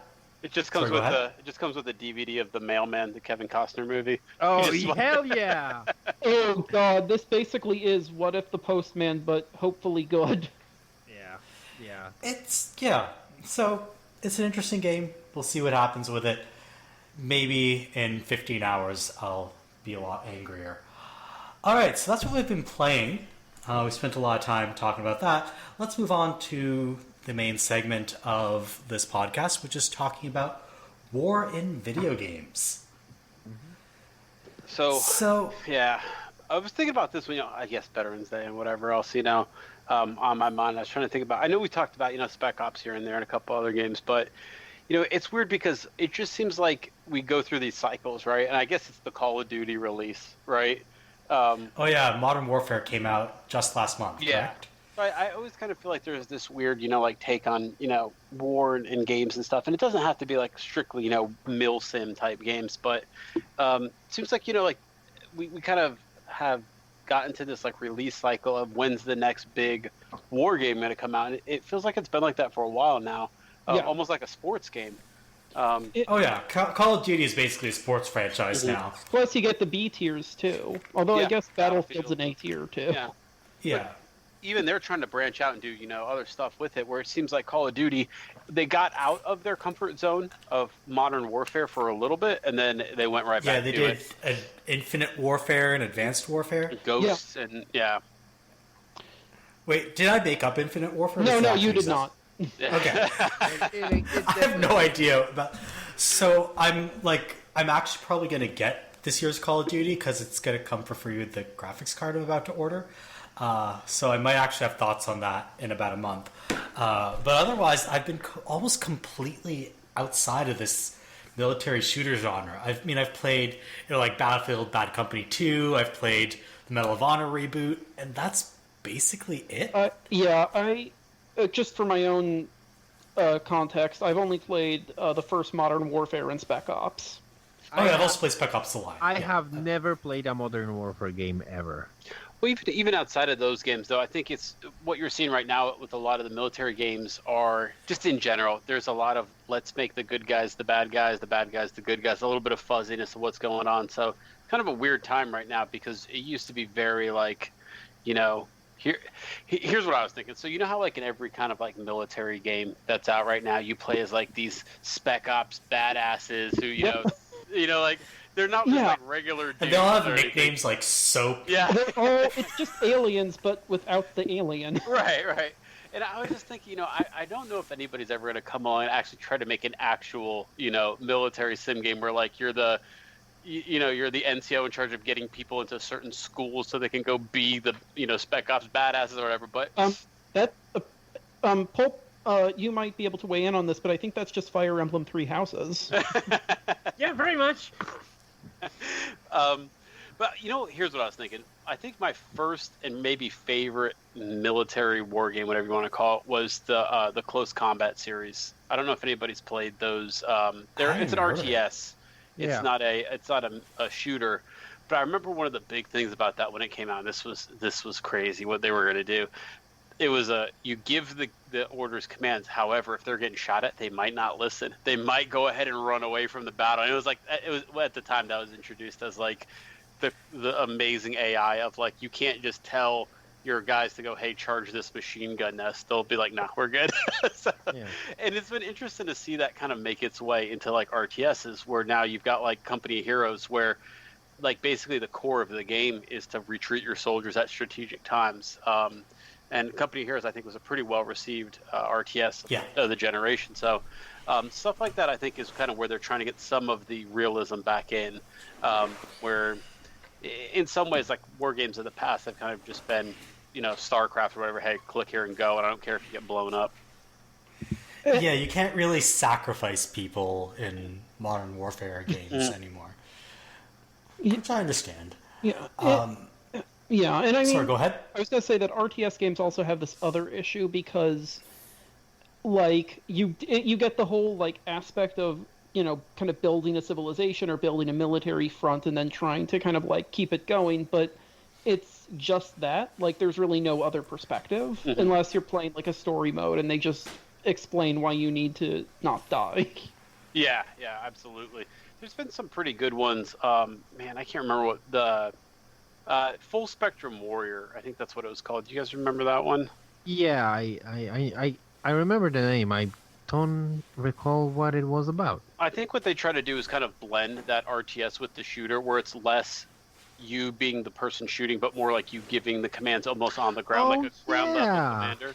Yeah, it was a little bit like Freedom Fighters or something like that. Like Brutal Legend almost? No, Freedom Fighters more like. Like you had a squad with you and you were like giving them orders from a third-person perspective, but it wasn't a full-on RTS. Yeah, I'm not 100%, but there was kind of like a line of these games almost where it was, I think maybe like the Operation Flashpoint games and a couple other games where you were down there, you were in someone's body, but you were working with a squad of guys, and you'd say, also Bob, like like that XCOM shooter. Right. Like Exactly. Yeah. Or like Star Wars Commando something where you were like Starship, like the troopers that. Never mind.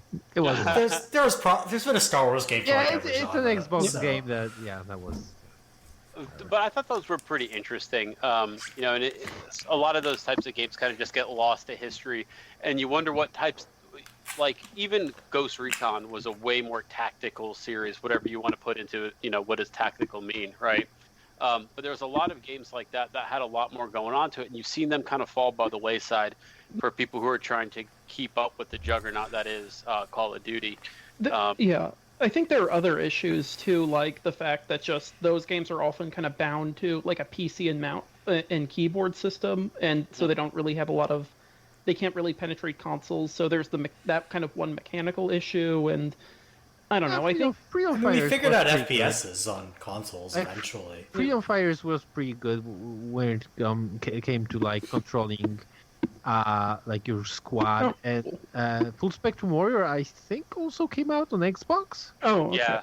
I'm pretty My sure mistake it in that case. Yeah, no. It's less of an RTS. It's more like you can actually play with your pad in your hand. It doesn't require that much precision. Yeah, it's a hard game to describe unless you've played it, but really the way it works is like you're the person, but you're telling your guys to go here, go do this, but you're more giving orders than actually you can shoot, but it's less let that. And I've always enjoyed those types of games where it lets you kind of take a step back above the fight. I think, you know what else did that? Was the Gearbox game, the World War II game? No. Was it? No It's not Band of Brothers, but it's something like that. Brotherhood or something like that. Let me look it up. All right. Gearbox Software.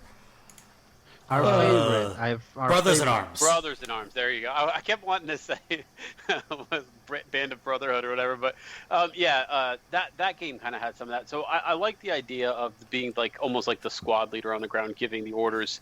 Using your team tactically. You don't get that much anymore, but I do enjoy like kind of that idea. But the war games that are just mil sim shooters, I don't know. I've never really got into them. I don't know why. There are plenty of different takes on war games. Like this War of Mine is like more like what happens to the civilians. So I think like the indie games definitely try to explore the and it's definitely this War of Mine is definitely more respectful and more like grounded and more like grim look at the repercussions of war. There are games here and there that actually try to explore the horrible side of war without like overly making it like you're the hero and glorifying. Exactly. So but not mainly not the AAA games, I think. I gotta be honest, a lot of when I think of like war for kind of the AAA industry I kind of think of No Russian, the infamous mission. For those who haven't played it or heard about it, No Russian is one of the first missions, or maybe the first mission in Call of Duty Modern Warfare 2, and you play an American undercover agent who's basically gone undercover inside like a Russian extremist group, and they basically hold an airport hostage and start killing civilians, and you can choose to shoot innocent civilians in front of you or not, but it doesn't really matter because at the end the bad guy figures out that you're a mole and shoots you. Yeah, that was a really silly. I don't know. It almost felt like they were going too hard to try to get people to notice them. Very edgy, yeah, shocking and edgy, and more than like interesting for the sake of like depth and complexity. Just like, oh, look at this, you can totally shoot these civilians as a terrorist. Yeah. And it's like the game's ostensibly poo-pooing you, but like it wouldn't have put that in the game if they didn't at least want you to consider doing it. This is going to sound kind of silly too, but I think it's been hard for a lot of war games to find a decent villain. Does that make sense? Like, yeah, God, yes. It was the Russians for so long, right? And you can kind of feel like we don't want to make it like based in reality. We don't want to send people to Iraq, right? Or, Afghanistan. We want to kind of feel like that, but not really, so we kind of create these, kind of dodges. Ghost Recon Wildlands had you go to Bolivia and fight a cartel. I thought that was kind of an interesting angle, sure. Right? I'm always flabbergasted by the way they like make a country, like, oh, this is the Hajimikistan. Yeah, like exactly. what the fuck are it's you like doing? Latveria Exactly. It's like, in come the Marvel on. universe. Like there's United States and they're saying a bunch of other regions, and then there's like Chikistan, and like and they just horrible. happen to speak Arabic. Exactly. Yeah, I'm like, it's come on, that's horrible. What are you doing?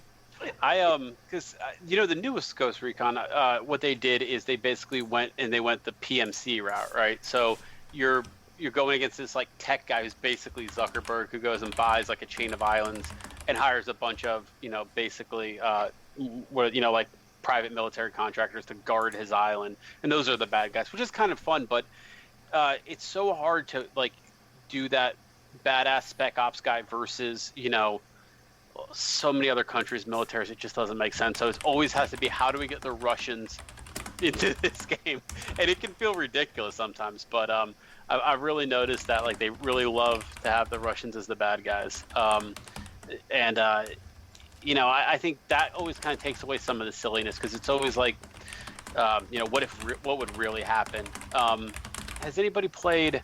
There's a really good older game where you play as it's like the U.S. versus North Korea. North Korea invades. Homefront? No. World in Conflict. It's an RTS. Oh, okay. All right. Okay. Yeah. But it's very few people have set up. Or Homefront is Korea. I think World in Conflict is the Chinese. Yeah. Homefront was going to be Chinese, but they kind of very unceremoniously changed it to North Korea, presumably that they wanted some of that Chinese market. And I think it's so hard to get outside of that Russian influence. I think World in Conflict actually is the Russians, but they kind of do it through, like the Pacific. It's just got stuff going on. But I think there's a lot of potential for other bad guys. It's just there's that balance of realism where you can do a realistic World War II game, but it doesn't feel like you can do, I don't know, maybe Vietnam would probably be the most recent one, but I don't think anybody's really touching anything modern. It's also because so much of our war fiction is based we're so influenced by the Cold War and our pop culture. Mm-hmm. Yeah. That's what we kind of get inspired by when we start making news stories even today. I think a lot of it also is just that it's very easy and kind of make a more binary war, like a morally binary or a politically binary war between two distinct sides. It's two equals. Easier. It doesn't feel. Yeah, definitely easier to make a story where there's good guys and bad guys. You actually mentioned this War of Mind science, and that takes place in yet another Eastern European fictional country. but it's aggressively and very openly inspired by the siege of Sarajevo during the Bosnian War. Yeah. And the entire kind of Balkan wars that were going on during the 90s were filled with multiple different sides that often challenged each other and committed atrocities and received atrocities. And while there was one side that was significantly more destructive, in that case it was the various kind of Serbian ethnic extremist groups. You would see suffering and violence and and kind of like moral horror was seen on pretty much the entirety of the area. And I think it's like if let's say you made like a Call of Duty shooter, you could have multiple characters on different sides, and that would be one thing, but that doesn't really also give you a full perspective. And because you'd be shooting at other sides, each level would kind of feel like an ethically binary story. Mm-hmm. Mm-hmm. Yeah, and I think they want that in some ways. I think they do want it to feel like, in a way, that you're going up against equals, and there's a clear good guy and a clear bad guy, which is World War II, right? That's why we got bogged down in World War II games for so long, because I don't think anybody had a good answer for that. I think they're trying to mess around with it a little bit and get some interesting stuff. And I think for a while the enemy's, going to be, maybe cartels, maybe PMCs, stuff like that. But I think it's easier for that to be, an enemy than, here's the U.S. Yeah, it's invading. really easy to say Blackwater is Right. terrible, whatever they're calling themselves these days, is terrible. Mhm. Right? Like, Yeah. that doesn't take a lot of... doesn't take moral courage to say that. Right. Well, yeah, but that's the thing is, if you have your villain be a PMC, it is the story you're telling about the nature of war to quote former U.S. General Smedley Butler, war is a racket. Is it to show kind of this sense of the way that we capitalize on like war and conflict for economic reasons, or are you doing it because you don't want to have actually have like a specific national villain or specific villain beyond that? Honestly, I don't think I'm being overly charitable here. Honestly, I think it's both. Mm-hmm. I don't think you can make, honestly, a game about capitalizing on war when you're making a game about capitalizing a war that you're selling to people and you're capitalizing on it. That's kind of true. Like, you're part of the problem if you're, doing exactly what you're saying people are doing. Yeah, then you're back in like Spec Ops: The Line territory. But like, what I keep coming back to when it comes to like even within series, like even within Call of Duty, like before the game comes out, you're wondering, is this going to be a cynical year or a jingoistic year? Yeah. You don't know what you're going to get. Yeah, or is it the year where all of Latin America decides to invade the United States? Oh my god, yeah. Just side note, I just want a Call of Duty It's a game jingo here. that just. Sorry, what were you saying, Pulp? I just want them to make like the next Call of Duty game that isn't like vague Russians or vague Middle Eastern or anything. They just straight up go, you play as a black guy in Harlem during the like 40s.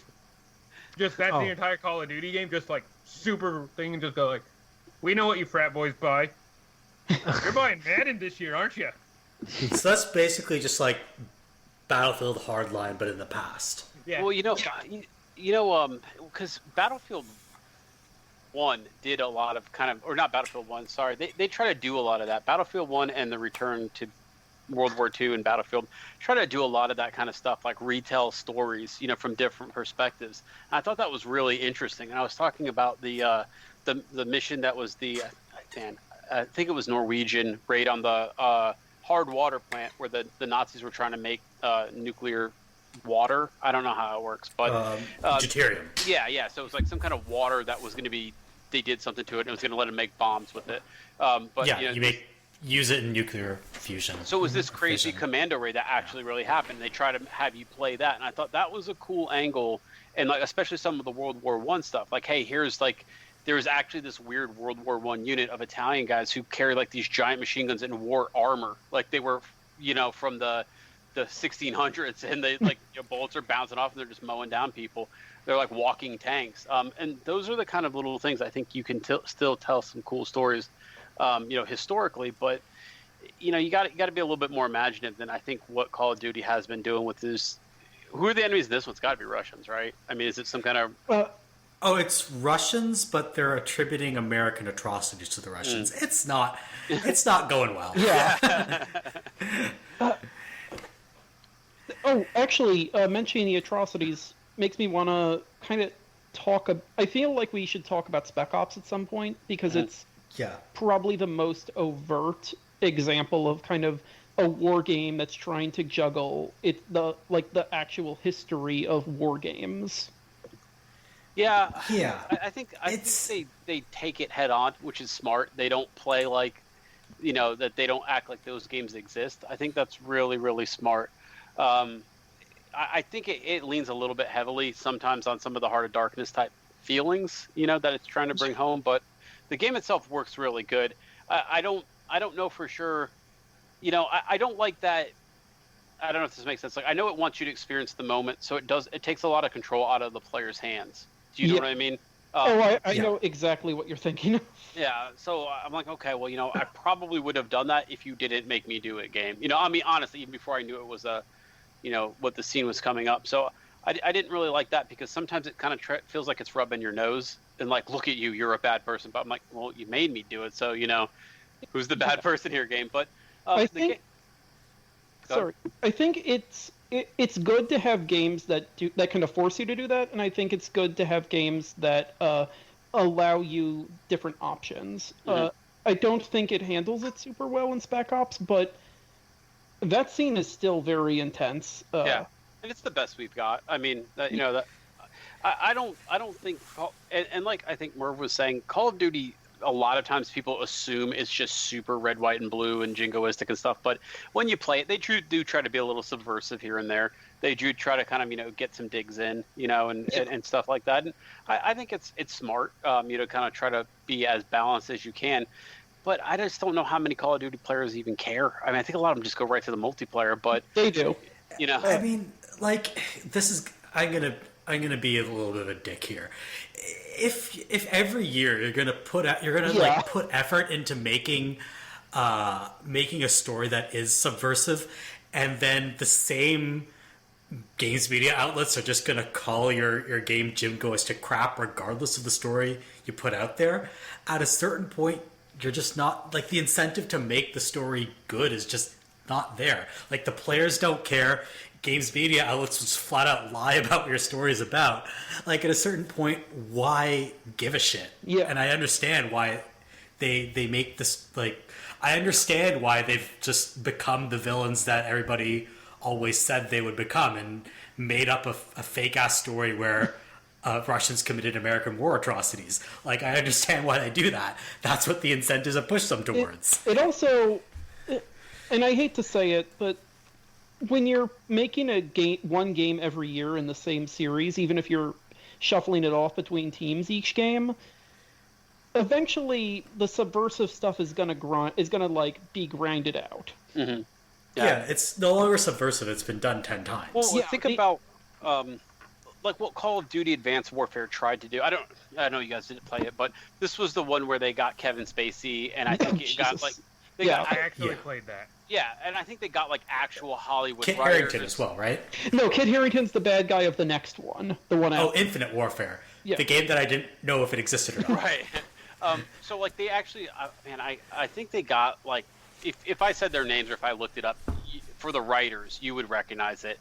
I think it was like, I don't know, whatever. We'll look it up and put it in the We thing. can look it up right now. Yeah, so they try to like basically do that. They try to write like a movie around it and have a plot and everything, and like really kind of like sell some stuff. And it was a story about this veteran who's kind of cast aside until this PMC found him, recognized his skill, gave him a fake like robot arm weapon. John McInnes. Yeah.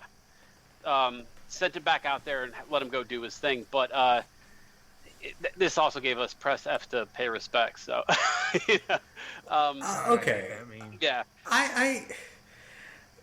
I'm going to be, again, a huge dick here and say that I don't understand how else you would gamify that. Yeah. Maybe don't make it interactable. Yeah. Like, okay, either you don't make it interactive, or it becomes like press F2 to put your hand here, and then press G to put your hand there, and then it just becomes stupid How about and tedious. this? next to your character when you start the scene, there's flowers. You can pick up the flowers. You can put the flowers on the coffin, and you don't have to do any of that. Okay, see that? Okay, fair enough. There is a solution. I just don't think press F to pay respects is like this stupid, goofy thing that needs to be clowned on. I think it's pretty goofy.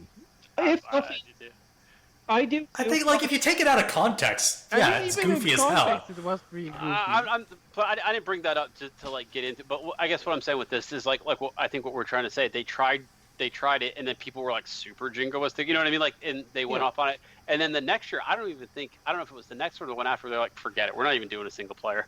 We don't give a shit. You know what I mean? Oh yeah, Black Ops 4. Yeah. Yeah, that was a few years later. Right.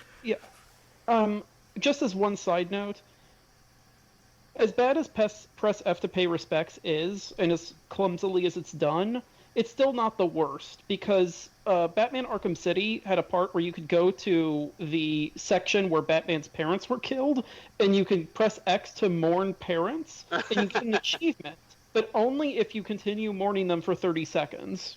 Jeez. No, the game doesn't even let you stop. You just are stuck mourning them for like a minute. Yeah. Yeah. Okay, that's really stupid. That is stupid. But yeah, I mean, I don't want to beat up I actually kind of enjoy the Call of Duty series, which is weird. I know, for as much as I talk about them. I mean, I don't hate it. It has good gameplay. They're mechanically, it's like a perfect Skinner box. And you know what I think it does really well is like giant set pieces, right? Like to this day, I can remember like the nuke going off. You know what I mean? Or like if you know, stuff like that where you can go from scene to scene and it feels like you're playing an action movie. And I think that's okay. You know, I just wish that wasn't really like the only option we had for war games right now was like either that or, you know, I don't know. I think there's some room for a little bit mix between Call of Duty and Spec Ops, but it's a giant juggernaut. It's probably our biggest sellers every year, are some form of shooting at people in one way or another. I still want to like return to like indie games in which they're really trying some. There's one indie game I heard of that's kind of in between the two, and that's Enemy Front, which is like a World War I first-person shooter, correct? I forget exactly when it's set, but it's somewhat of a shorter campaign, and it kind of takes. It's World War II, but yeah. World War II, okay, yeah, but it's kind of like in between a more personal story and like the more grand scale stuff you get from a Call of Duty or Battlefield. Right. So like people are trying. It's just, I guess, you know, the funding just isn't there to like fill out the genre as one would hope. I think what eventually needs to happen is you need to take a step back and show like realistic soldiers, right? Like doing stuff that's a little bit more realistic and go from there, right? Like, you know, it's not like these guys are out there always taking out 500, people in a night, or whatever. It's just, it's not how it is. I mean, you've got layers and layers of people, and every operation has lots and lots of planning. And it's not just like, oh, we heard the bad guys there, let's go in helicopters right now. I mean, I think that would be one way to develop it. It just really make it feel like, okay, these are just regular dudes, regular guys out there, trying to get it done. And it's not, everybody doesn't have, glasses that let you see through walls or like so. Yeah, they're like crazy cameras from the plane. Exactly. So, yeah, I don't know. I think once you get a little bit more realistic on that end of it, it lets the other stuff become and kind of filter in and be a little bit more realistic. It's like when you took, when Halo did ODST, right? It takes you out of Master Chief's shoes and puts you in, hey, what if this was just a regular guy, who's like well trained, but he's not Master Chief. He doesn't have his armor. If he gets shot for more than 2 seconds, he's gone. It felt totally different as a game, and it still worked. I think there's a room for that somewhere to get some kind of more realistic, not realistic like in the the typical sense people talk about it, but like really show people what maybe the good and the bad and the horrors and everything are in between, rather than just four guys with cool nicknames. But that's less, fun for the action people crowd. Maybe, but like, okay, but they're going right to the multiplayer anyway. So yeah, that's true.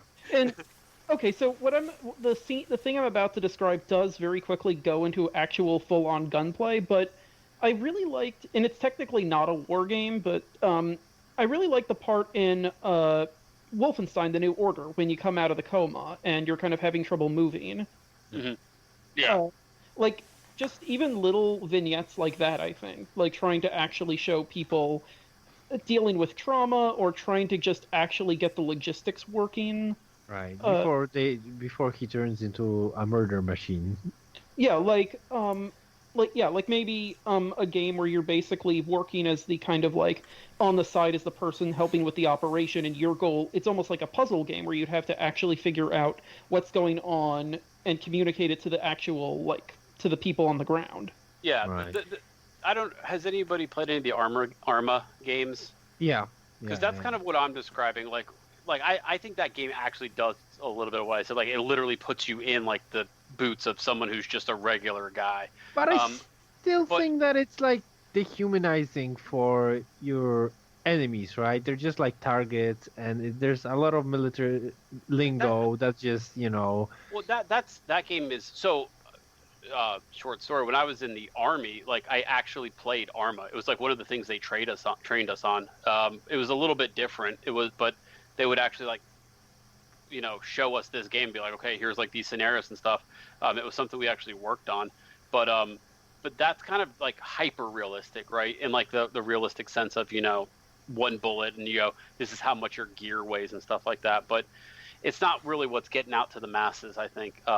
And I don't know if that even has a story. I think so, but it's probably like just like It's more like a war simulator. yeah, really. exactly. It's more of a sim game than I would say like a modern war game shooter. So, right.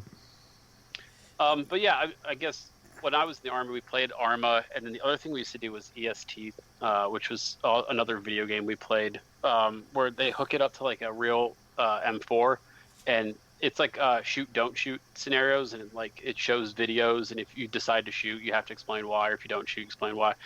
Those were always really weird to do, Right. but they're like weirdly fun. It was just, I don't know, it kind of stressed you out.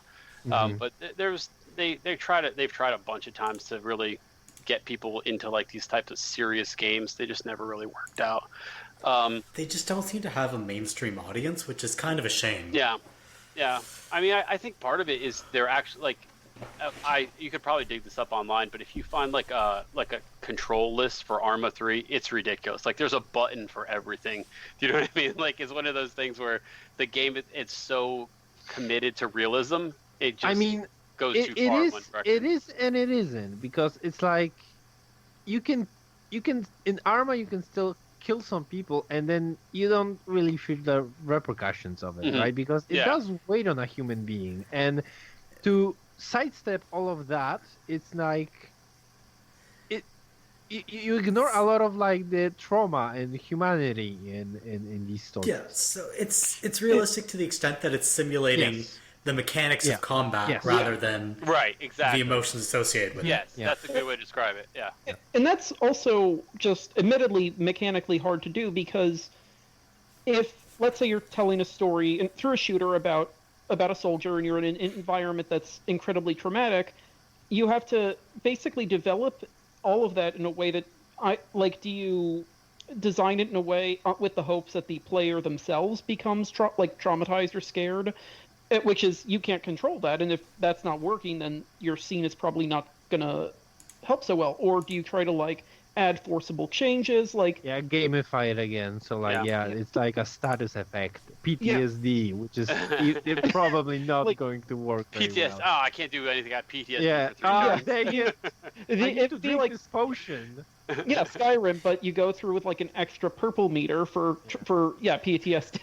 Oh, it's like Fear in Sekiro, where if you get too scared, you just die instantly. Yeah, or the sanity mechanic in Eternal Darkness. Yeah. There's no good way to gamify that. Yeah, I think that's the thing that we can arrive on. Is can agree on. It's like that you can't really gamify trauma.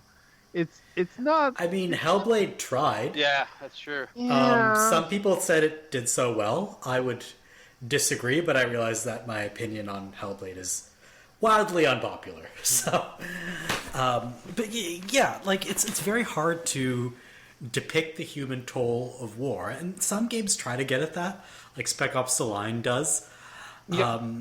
And I'd say to some success, but it's really hard to kind of gameplay always needs to be satisfying, right? And like, Yeah. Well, I'm actually going to say I think there are times in which you can make gameplay that isn't necessarily immediately satisfying and have it give a powerful narrative or thematic effect. sure, but like I'm not Death sure if Stranding. it can carry the whole game, right? Oh no, it would be very hard. That's fair.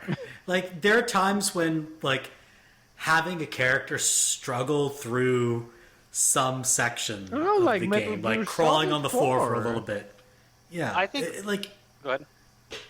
like that can work. Having a character struggle for a little bit, but if crawling around on the floor is your entire game, then yeah, you're going to frustrate people eventually. I think some of the best games that can really kind of hit that good thing, take a step back and fictionalize it in a lot of ways rather than a couple of ways. Like I'm thinking of like Valiant Hearts or like the Valkyria series. You know, like everybody plays Valkyria and recognizes that's World War II, right? Yeah, but it's just cartoony enough and it's just goofy enough and it's just not all right there that it's, you know, you're not facing the horrors of, you know, Nazi Germany, but then they tell a lot of really, really good individual stories under the framework of you guys get this is World War II, basically. Yeah, basically you in the Valkyria Chronicles 1, you basically went into a concentration camp and saved people. And Yeah, so, like, I mean, the only thing I don't like about the Valkyria series is it just doesn't let me play anthropomorphic women tanks.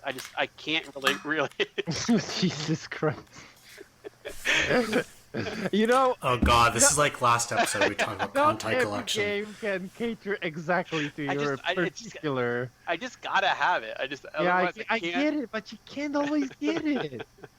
That's There are the websites- callback from last there are week. You guys websites. don't know what I'm talking about. But No, but That's- I this is You just want that. They've made Girls and Panzer video games, right? sure. I'm sure they have. There It's are- an anime, so yes. yeah. There are visual novels that will satisfy your hunger. Oh right, actually, Don't make me link to things. I think there are Girls Unto Panzer like arcade shooters. Oh boy. Really, Yeah. man. Oh, You sound a little too Yeah, enthusiastic exactly. about that. yeah. That's okay. Eevee. Oh jeez. Yeah, Valkyria does have a bit of a problem with skeeviness from Yeah. what I've heard. Yeah, a little Yeah. bit. I really like the series, but yeah. I think it tries, but I think it falls into a lot of little weird tropes here and there. But not an overall bad game. But I guess what I'm saying though about that is the game itself isn't trying to replicate anything. It's not trying. It's just trying to set the story around a war, and then it lets the gameplay kind of be its own thing. I think that's kind of a smart way to do it, honestly. I completely agree. And you know what game does that really well, but doesn't get talked about as a game that does that well because of the ending controversy? Yep. Mass Effect 3 does that super Yes, well. it does. Yeah, it's like, there's this massive, like, there's a clear background, right? There's this massive existential threat of the Reapers.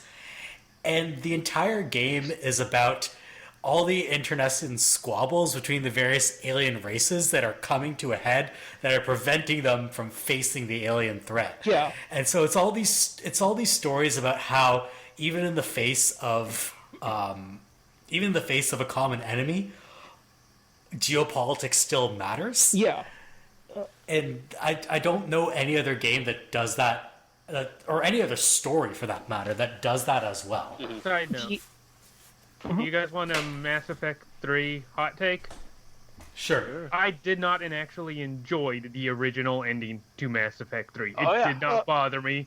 I did too. I saw it online. Everybody freaked out. I'm like, it makes total sense. What the hell's wrong with all of you? I'm gonna say I think it's fine. I don't think it's great, but it's fine. And honestly, it is, like you said, it's honestly a lot more in keeping with not the previous two games and the previous 90% of the game it's in. That's what I would agree with. I think you're juggling a lot and you're doing a lot, and I think the story makes sense because you've been told, I don't know how much we want to get into this, but you've been told the whole time you cannot beat them. You can only destroy them, right?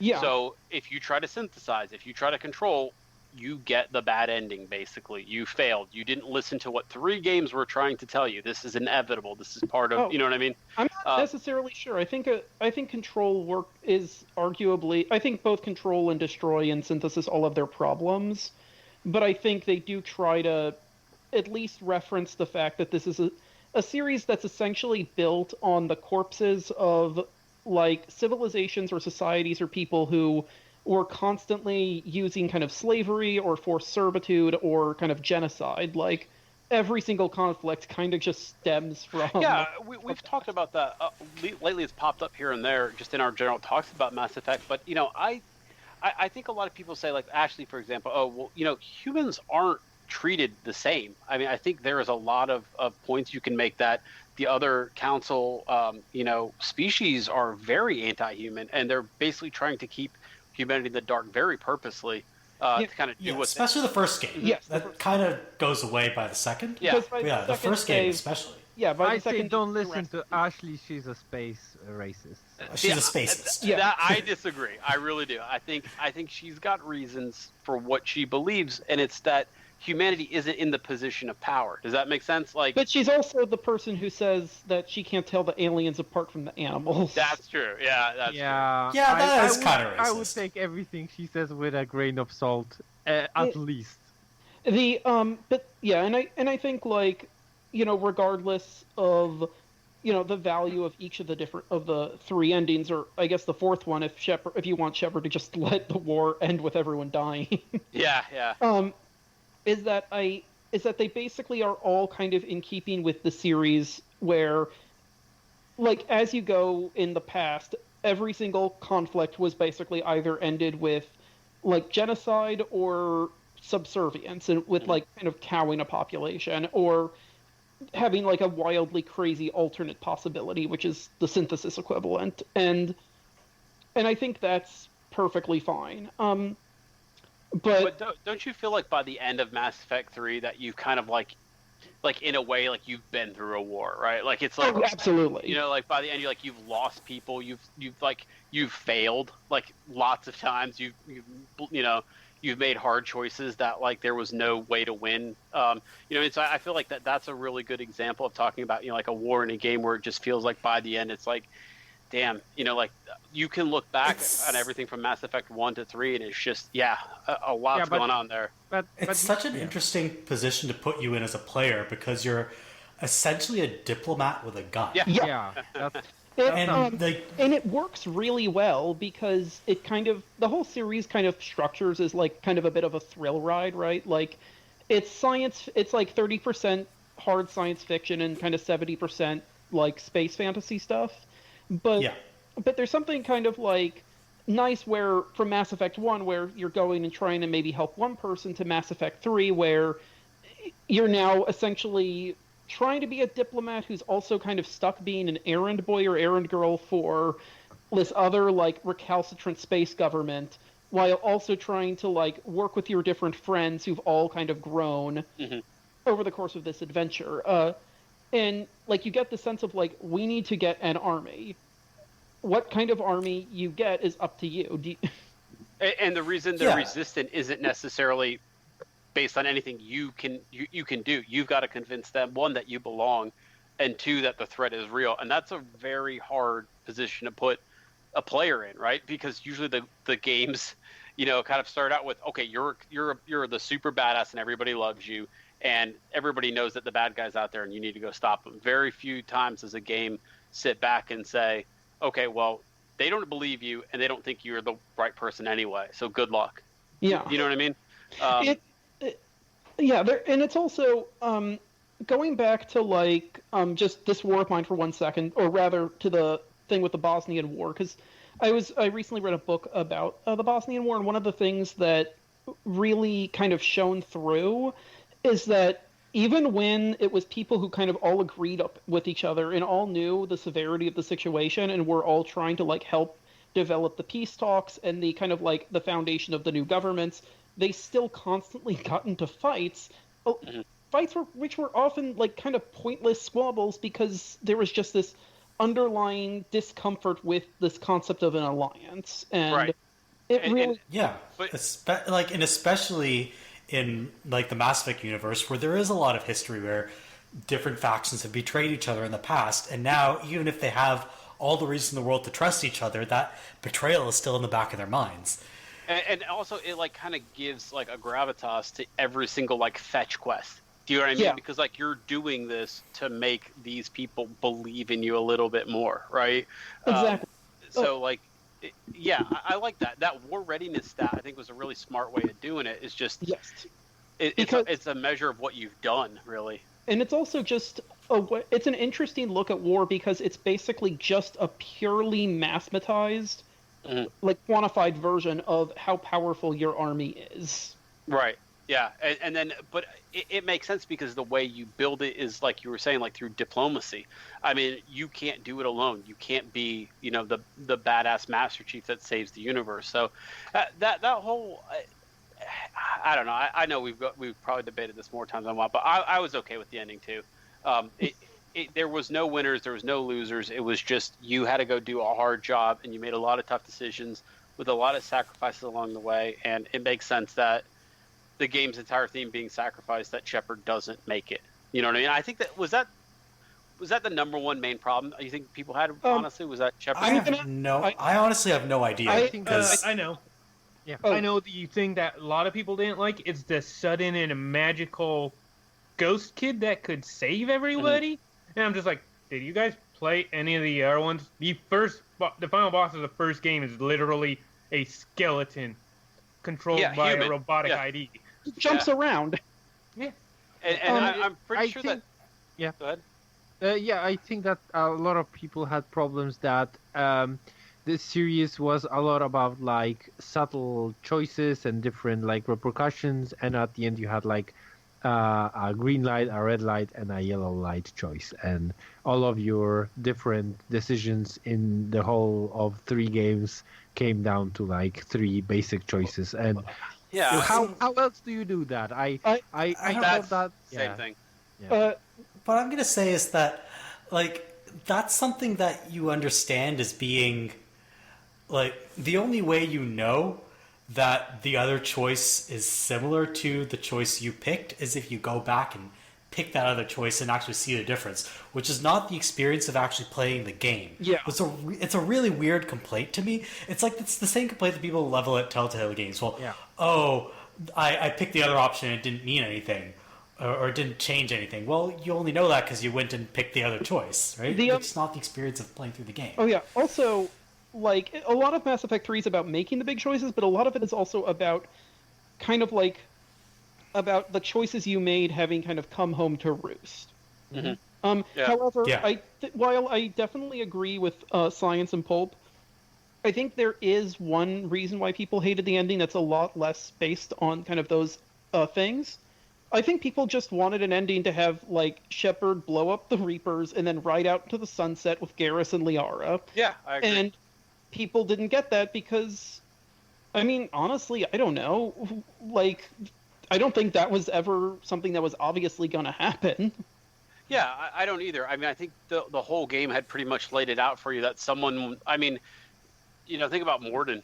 There was going to be sacrifices that had to be made. And I don't necessarily think that there should have been, like, if you did it all right, if you made all the right choices, should Shepard walk away? I don't know. I mean, that to me, that's asking for a video game rather than an ending, Yeah.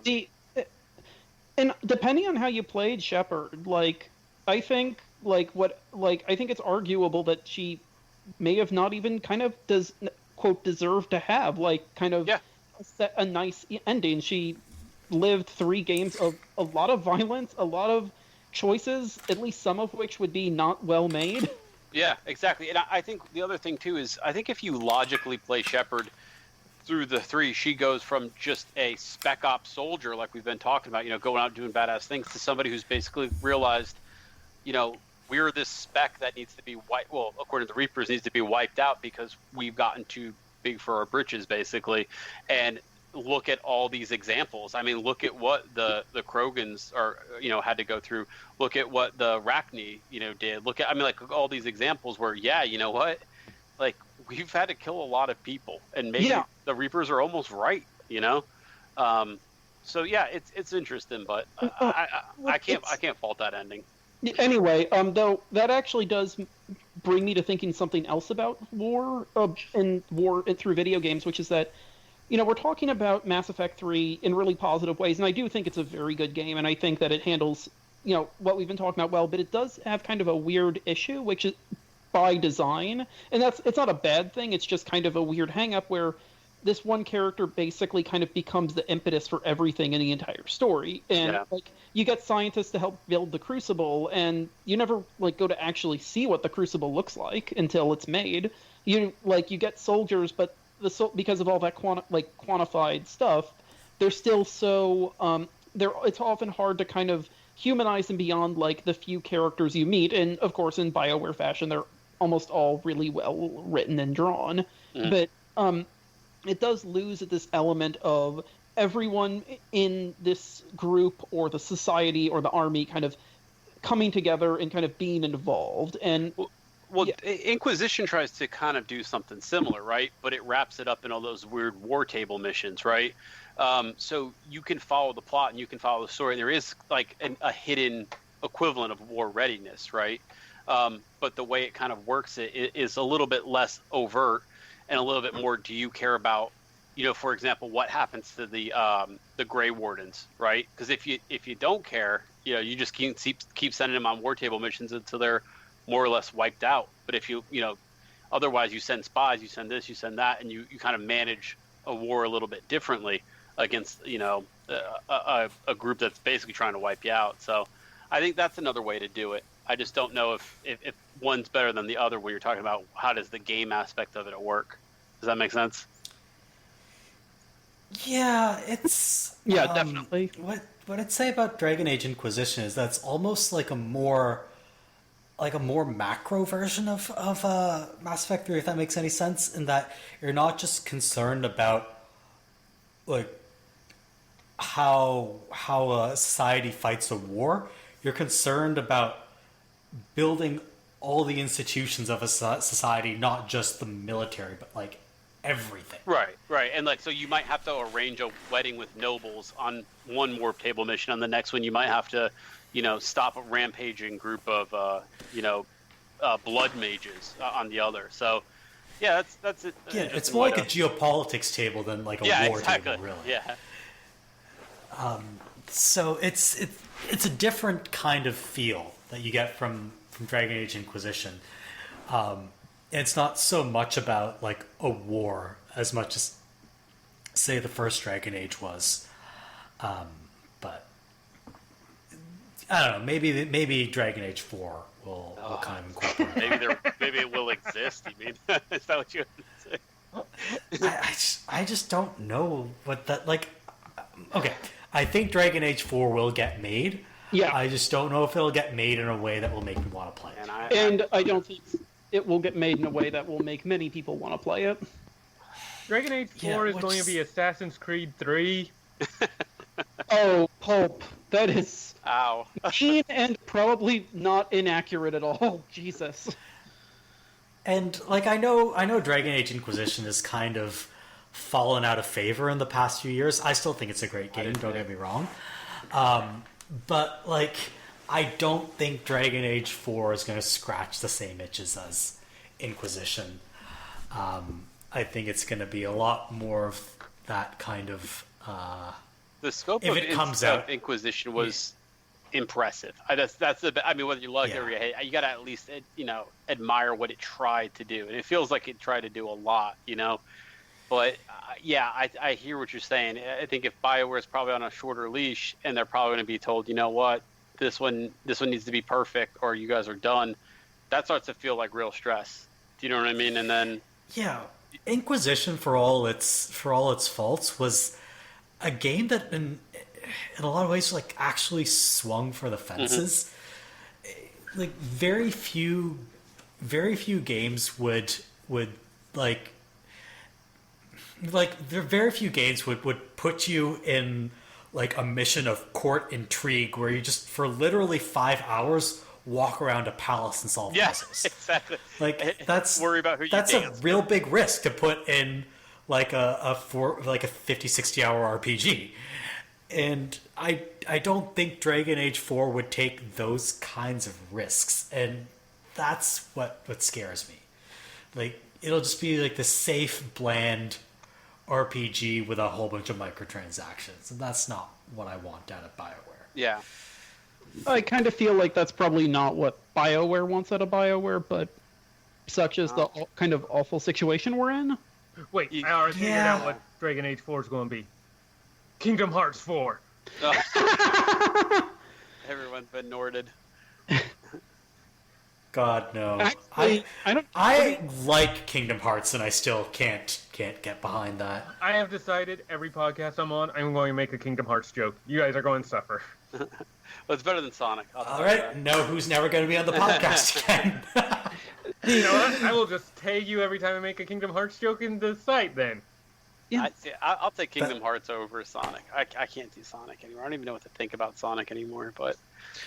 Sonic has surprised... Okay, so the most recent Sonic game is kind of a war game? All right, yeah.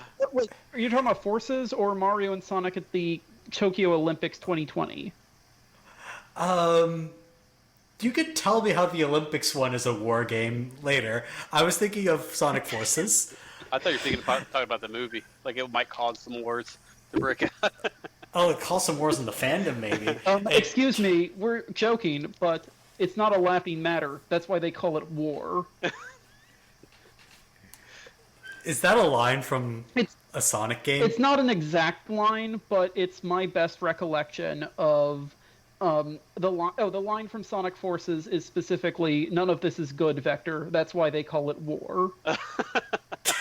My God. Fantastic writing. I almost gotta experience Sonic Forces. The more I hear about it, the more I want to. So, with that came out recently, right? That came out a couple years ago.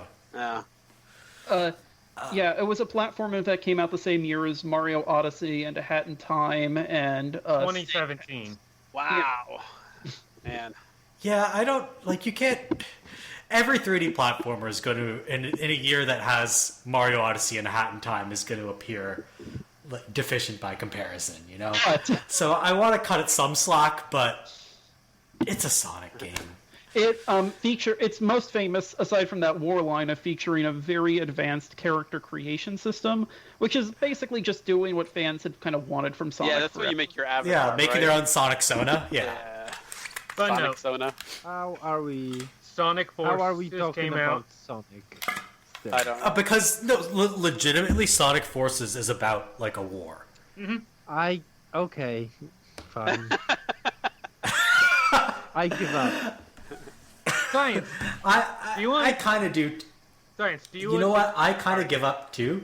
So you want what? What? Do you want to hear my 10-page idea on how merge the Sonic universe into Kingdom Hearts into Disney franchise? Oh, that sounds You can condense that down to a paragraph. Send the link to me. I'll check it. Oh, out. hey, Merve, this podcast is going a little long. I got to stop the recording soon, so sorry. All right. In that case, I'm just kidding. I'm talking about... I was talking about his Sonic theory. Oh, okay. We were making a joke because I was actually trying to call this to a close. Unless, is there anything else you guys wanted to bring up about war video games? Let's talk about Sonic some more. No, no. I would rather talk about I would rather go on another hour-long digression about how Luigi is made of man juice than have. Excuse me. No. If we're going on this way, I'm walking. Actually, there is one thing non-Luigi related I wanted to mention. Sure. And I was thinking about the fact that, we talk about wars and kind of the inherent limitations of making war games as primarily to almost exclusively action games, right? Yeah. But it's making me think that there's a lot of genres that would be really interesting for war, like a realistic horror game where you're in the middle of a war zone. We don't go to Ravenholm, but an entire game? Kinda, yeah. They tried it with a nom game called Shell Shock. And the only reason I know this is because when it came out, I got my head shaved at PAX for a free copy of it. Oh, okay. And it was more that the game didn't work than the idea didn't work. But yeah, it was actually an Eidos game. I'm pretty sure. I mean, admittedly, a lot of this kind of runs the risk of turning into Necrovision, which is an early 2000s World War I horror game where the dead come to rise in the Battle of the Somme. Oh wow, yeah. Yeah, that would not fly. And if you tried to sell that in Canada, you would get protests. You can't do that. What about the game Vandal Hearts from like 5 years ago or something? It was a World War One game where it wasn't Valiant Hearts, you mean? Yeah, Valiant. Valiant Hearts. Yeah, where where it's just a puzzle game that has a narrative about a bunch of people stuck in a really shitty war. Yeah. Yeah. So had there some very is good- Horrors would be a great genre to explore. I think you're right though. They can get out of the action, mill shooter anytime now. Horrors can get really campy though, and you don't want that. It depends. I mean, I think if you look at it from the right perspective, of like what some of those like recent like those Soma games, like almost like the survival games. I mean, you could almost do something like that, right? Where it's just totally. Yeah. Yeah, it's always hard when you're like gamifying something to make it seem respectful, and I think it's doable. Don't get me wrong, but it is a challenge. Yeah. I mean, All right. all the stuff we've kind of praised all kind of come with their own kind of limitations or pitfalls that they avoided. Like, For as popular like a genre it seems weird that like there's so many pitfalls and mistakes you can make, and it seems weird that it's the well that people keep returning to a lot of times in a way, because it is kind of like a minefield, and you do end up with stuff like what was that one game, like 30 Days in Fallujah or whatever, where people are like, okay, come 6 on. Days in Fallujah, yeah, exactly. They're like, no, but that never got released. Right. And I think it's so like there's a fine line to walk where you don't want to gamify it, you don't want to make it silly, you don't want to, but at the same time you want it to be accurate. And it's just this weird balance, I think, and it's strange that for as safe as so many games play it, or many studios play it, it's weird that this is the one where like, they know that if they do it right, if they hit it off, they can make billions off of it, with a series that runs for years and years like Call of Duty. Or they can just totally miss it, and it could be like Medal of Honor, where people are like, okay, this is kind of gross, and you guys made this awful, and now the series is more or less dead, right? So I haven't played Warfighter, which is what really killed the series, but I did play the Medal of Honor reboot, and I know I even put this in the agenda. That's a game that, like, for all the respect it gives the soldiers, is deeply disrespectful to like the civilians that you're shooting around. There's one scene, and I know I've mentioned this on the podcast before, where one of the characters says, "We're going to kill our way up this mountain until there's nothing left to kill." And that's like a serious badass line that you're supposed to think is heroic. And that's a horrifying thing to say. Like, I don't want soldiers saying that. Yeah. That's gross. And it did it all in real world with real like names, with real weapons, with like, I mean, I think it was one of the first times they actually went out and like contracted, like I think they marketed it like with actual like gun manufacturers to have like you can buy like the version of this gun from the game. I was like, Jesus, this is not a good look. That's maybe not great for. Oh, that's another red flag for war games. Maybe is using it as actual promotion for another company. Yeah, it was a weird look all around. And I'll even go as far as to say that I am supportive of video game violence, but I don't like. I feel very uncomfortable at drawing that commercial link to real world violence. Yeah, I agree. Yeah. So like that's where I draw the line. There's one blow up all the stance people you we want have in the game. on this podcast is that. Yeah. I think we can kind of all agree on somewhere around that We love maybe violence. don't use your war game to sell actual guns. That's a little creepy. Oh, I was just going to have you all get on the ground floor of my new business opportunity. Design a game that has in-game purchases that direct you to a site where you can buy actual guns. Well, I'm trying to think of a pun for microtransactions. Microtech-9gens? No one buys Tech-9s, I assume. Yeah. M4's I can't make a pun. I'm sorry. I'm bad at making puns on the spot. Regardless of how many puns I make when I actually have time to type stuff out. Well, that, viewers, is your homework. Make some good puns about video games selling actual real-world firearms. And we will feature those How on fun! the next episode of the podcast.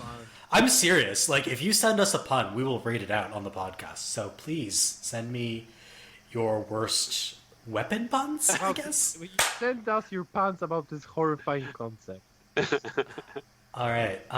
So I think with that, we're going to call this episode to a close.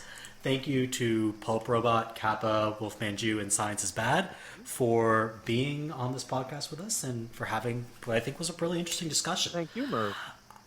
And if you would like to keep up to date with this podcast, you can follow us on our website at avocadogamescast.wordpress.com. We post every episode up there. We post a link dump so you can check out links to the stuff we talked about. You can also subscribe to us on iTunes for as long as that continues existing, Apple Podcasts whenever that becomes its replacement. You can also subscribe to us on Google Play Music. Just search for Avocado Gamescast. And also make sure you check out the community that spawned this podcast, The Avocado, at the-avocado.org. Type the character hyphen, not the word hyphen. I don't know why you typed the word hyphen. That's not a word that you ever type out. Don't you do it. I'm doing it. We should claim that URL, right? The-avocado.org, and we should redirect it to a personal Venmo for the podcast or something like that. Sure. Start raking in that scratch, you know? We don't have any sponsors, so gotta get that money somehow. Oh man, all we gotta do is call Blue Apron. We just need to get off our ass and do it one day. I think we did say some bad shit about all of the sponsors. I don't think anyone will ever sponsor us. We haven't said anything bad about HelloFresh. So I'm thinking we go with HelloFresh instead of Blue Apron, and then we have a Blue Apron HelloFresh conflict. Or some kayfabe drama. Kayfabe Or is it drama? kayfabe? I actually don't know. Kayfabe. It is kayfabe. Kayfabe. Sorry. All I'm looking for is some MeUndies. If I can get some for free. And what's the Sleep Number bed? If I can combine those two, Casper? I'll be happy. I was trying to prompt you guys to nearby. make a joke about a war between Blue Apron and HelloFresh, but we took that in a different direction, and that's okay because we know you don't Oprah this podcast. Yeah. Sorry, that's all I've got. So with that, I bid you all adieu, and I guess our next episode will be the year-end episode. Yay! Ooh, very nice. Yeah, where we'll talk about our favorite games of the year, our least favorite games of the year, and all the crap that happened this year. And there was a lot of crap. I'm coming for you, Breakpoint, Ghost Recon. You better be ready. Anthem, I got eyes on you, buddy. Let's see where I'm just going to get this hot take out of the way right now. Up yours, Sekiro. Oh, man. Oh man! Bam. You really Alright, want to get hot takes? Because I got hot takes. Oh, you could just lay those out as we play the credits music. Oh, yeah. All right, then. Take care, y'all. See you next time. Bye. Ciao.